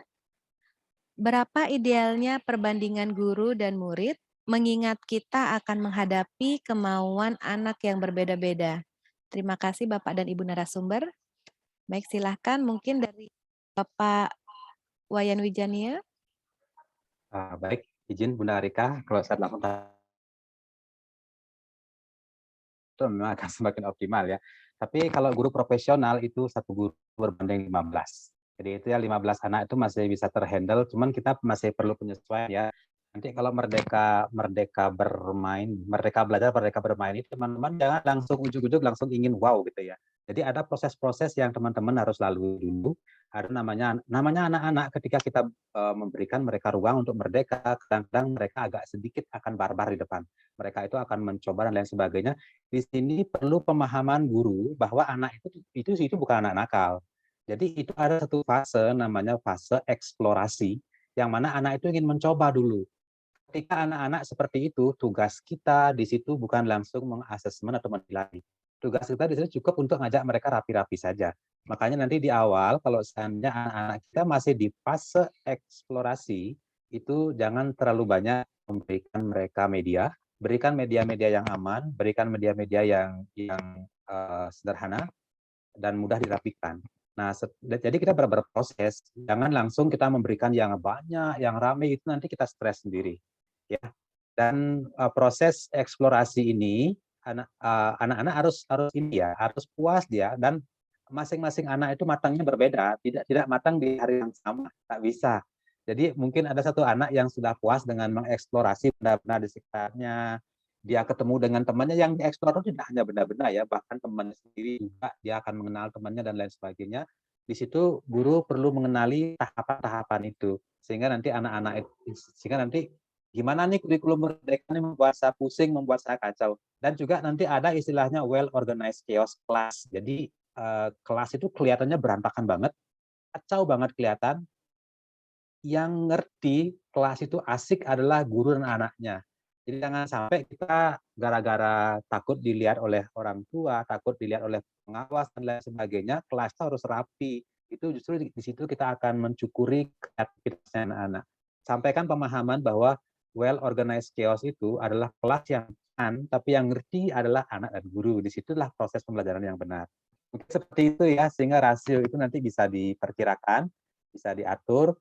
Kalau sekarang ini kelas yang terlalu gemuk memang akan menuntut guru lebih ini ya, lebih profesional, lebih mampu untuk menangani anak-anak, dan guru itu ada batasnya, seperti yang rasio di nasional dari ditetapkan itu 1:15 itu ideal. Kalau lebih dari situ 1:20 misalnya, kalau menurut saya agak kesulitan sih di awal ya. Kecuali kalau memang 2 guru yang mendampingkan anak mungkin akan lebih mudah. Mungkin seperti itu ya, Bunda Arika yang dapat saya sampaikan. Oke, terima kasih Bapak Wayan Wijania. Selanjutnya mungkin ada tambahan dari Ibu Sunarti. Ya, dari Tiang cukup, Bu. Itu sudah sangat gamblang ya. Karena kembali lagi ke skill gurunya, tapi memang di awal perlu diantisipasi hal itu. Terkait anak-anak, kalau kita kenalnya istilahnya itu anak-anak ini ya, masa-masa detox ya Pak Guru ya. Di awal tuh ketika mereka mengeksplor, ya jadi kita sadari bahwa anak-anak ini adalah pribadi yang ada jiwa yang ada emosi gitu loh Bapak Ibu. Jadi ada banyak pengalaman mungkin yang sebelum ketika dia ke sekolah itu sebelumnya itu sudah ada kesan-kesan, sudah ada endapan-endapan. Nah, dan juga masing-masing anak kan pengalaman yang dia terima berbeda-beda, banyak dan sedikitnya itu berbeda-beda, kaya atau tidaknya itu berbeda-beda. Ini yang perlu kita pahami, jadi tidak ada lagi label anak nakal, anak nggak bisa diatur gitu, karena memang gurunya bukan ngatur anak-anak ya. Nanti pada akhirnya anak yang akan mengatur dirinya gitu, guru hanya memfasilitasi. Jadi kalau ada masa-masa, saya punya murid Bu Arika, di awal tuh kelereng saya yang bagian dari luspat tuh dilempar gitu. Awalnya dia lempar 1, kemudian dia lempar 5, habis itu sekotak dia lempar sekalian gitu. Itu kalau kita dulu, aduh anak ini gitu ya. Wah, lumayan spot jantung gurunya. Tapi dengan pemahaman kita di paradigma Merdeka Belajar ini, kita tahu bahwa anak ini sedang detox. Jadi ada sensasi yang dia inginkan gitu, yang dia ingin dapatkan dari dia melempar benda-benda itu. Dari yang sedikit kemudian jadi banyak, habis itu dilempar dari pendek, kemudian dia lempar dari tempat tinggi gitu ya. Ada sensasi suara, ada sensasi pengalaman yang sedang dia kumpulkan. Nah, itu perlu dipahami. Itu baru satu contoh kasus gitu. Nanti Bapak Ibu ketika berpraktek, mungkin saja akan ada muncul kasus-kasus yang lain gitu. Itu aja sih Bu Arika, terima kasih. Oke, baik. Terima kasih Ibu Sunarti. Oke, selanjutnya kita ke pertanyaan selanjutnya, nggih. Dari Ibu, sebelumnya saya mau bertanya kepada Ibu Veronica Niketut, apakah sudah puas dengan hasil dari jawaban narasumber-narasumber kita? Oh, sepertinya masih unmute. Oke, baik. Dari gesturnya sudah menyatakan bahwa sudah puas sekali dari narasumber-narasumber kita. Oke, terima kasih Bu Veronica. Saya akan bacakan untuk pertanyaan selanjutnya dari Ibu Indah Lestari. Izin bertanya, apakah ada batasan waktu untuk satu proyek? Terima kasih. Baik, silahkan untuk narasumber. Ya, izin menyampaikan terkait dengan waktu ya. Kalau proyek itu minimal proyek itu paling nggak jangan sampai proyek dikatakan sehari selesai ya. Kalau udah kegiatan 1 hari selesai itu mungkin proses proyeknya belum dapat gitu. Idealnya minimal itu seminggu lah dilaksanakan untuk proyek ya. Terus maksimalnya sampai seberapa?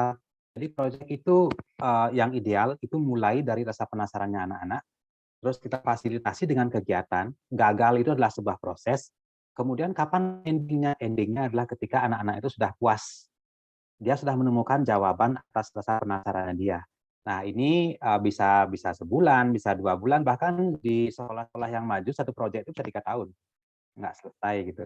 Nah, nanti di teman-teman karena kita ada 2 ini ya, ada 2 kewajiban buat kita, itu intrakurikuler dan proyek penguatan profil pelajar Pancasila diatur aja. Itu disesuaikan biar nanti kita dalam setahun itu yang mana sebagai P5, yang mana sebagai intrakurikuler itu bisa diatur. Jadi waktu memang tidak ada batas untuk ini ya, untuk proyek itu intinya sampai anak-anak itu puas, sampai anak-anak yang menentukan dia mau berhenti apa mau lanjut gitu. Seperti yang sampai oleh Bu Nati itu perlu kita lakukan apa namanya asesmen, melakukan evaluasi setiap akhir kegiatan, nanya anak-anak mau lanjut apa mau sampai di sini seperti itu. Gitu ya. Jadi tidak yang dipatok harus sekian hari dan lain sebagainya. Idealnya sih minimal seminggu.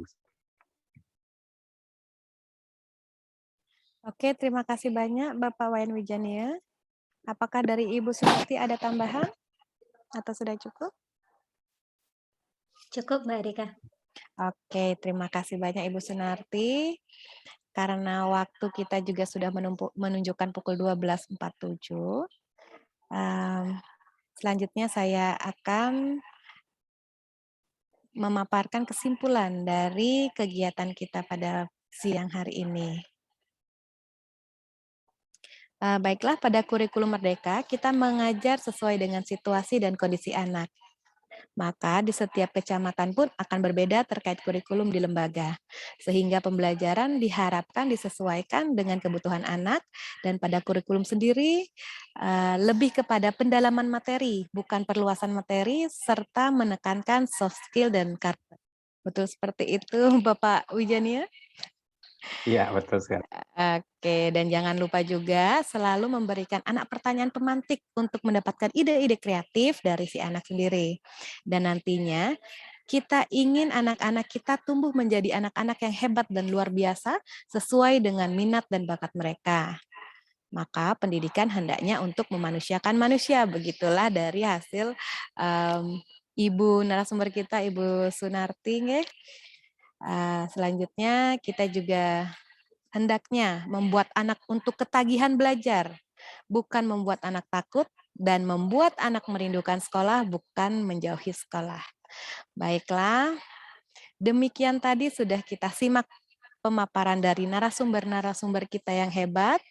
Terima kasih untuk Ibu Sunarti dan Bapak Wayan Wijania atas waktu dan kesempatannya yang luar biasa pada siang hari ini, yang selalu saya ganggu untuk Bapak Wayan Wijania, nggih?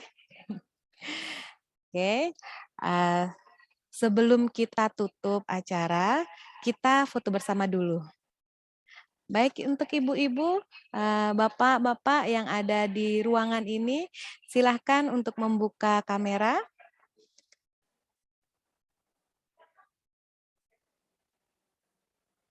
Oke. Kita tunggu. Oke, baik. 1, 2, 3.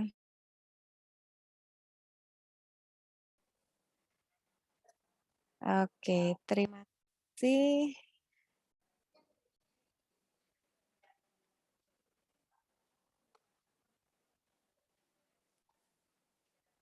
Oke, slide selanjutnya.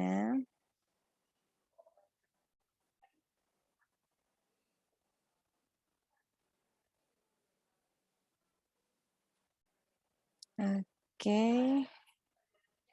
Oke, terima kasih banyak untuk Bapak Ibu yang sudah hadir pada siang hari ini. Demikian tadi kita sudah sangat banyak sekali mendapatkan ilmu dari narasumber-narasumber hebat kita dari Denpasar. Semoga beliau berdua tidak bosan untuk berbagi pengalaman beliau yang ada di PAUD Saiprema. Ya, baiklah, akhir kata saya ucapkan terima kasih dan selamat siang kepada rekan-rekan semuanya yang ada di sini. Om Santi Santi Om. Terima kasih. Terima kasih Bu Arika.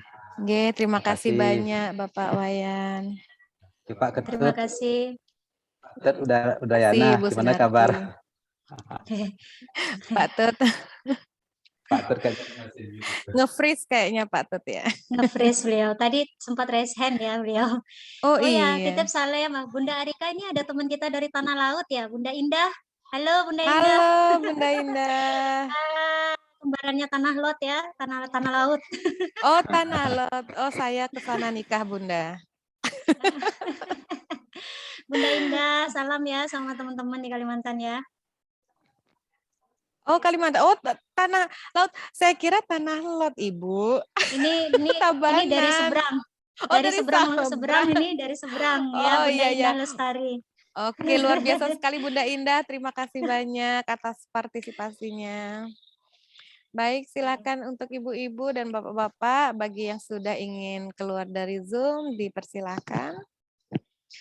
Untuk Bapak Wayan Mijani dan Bu Sunarti, terima kasih. Terima Oke, kasih, sama-sama. Mbak Rika.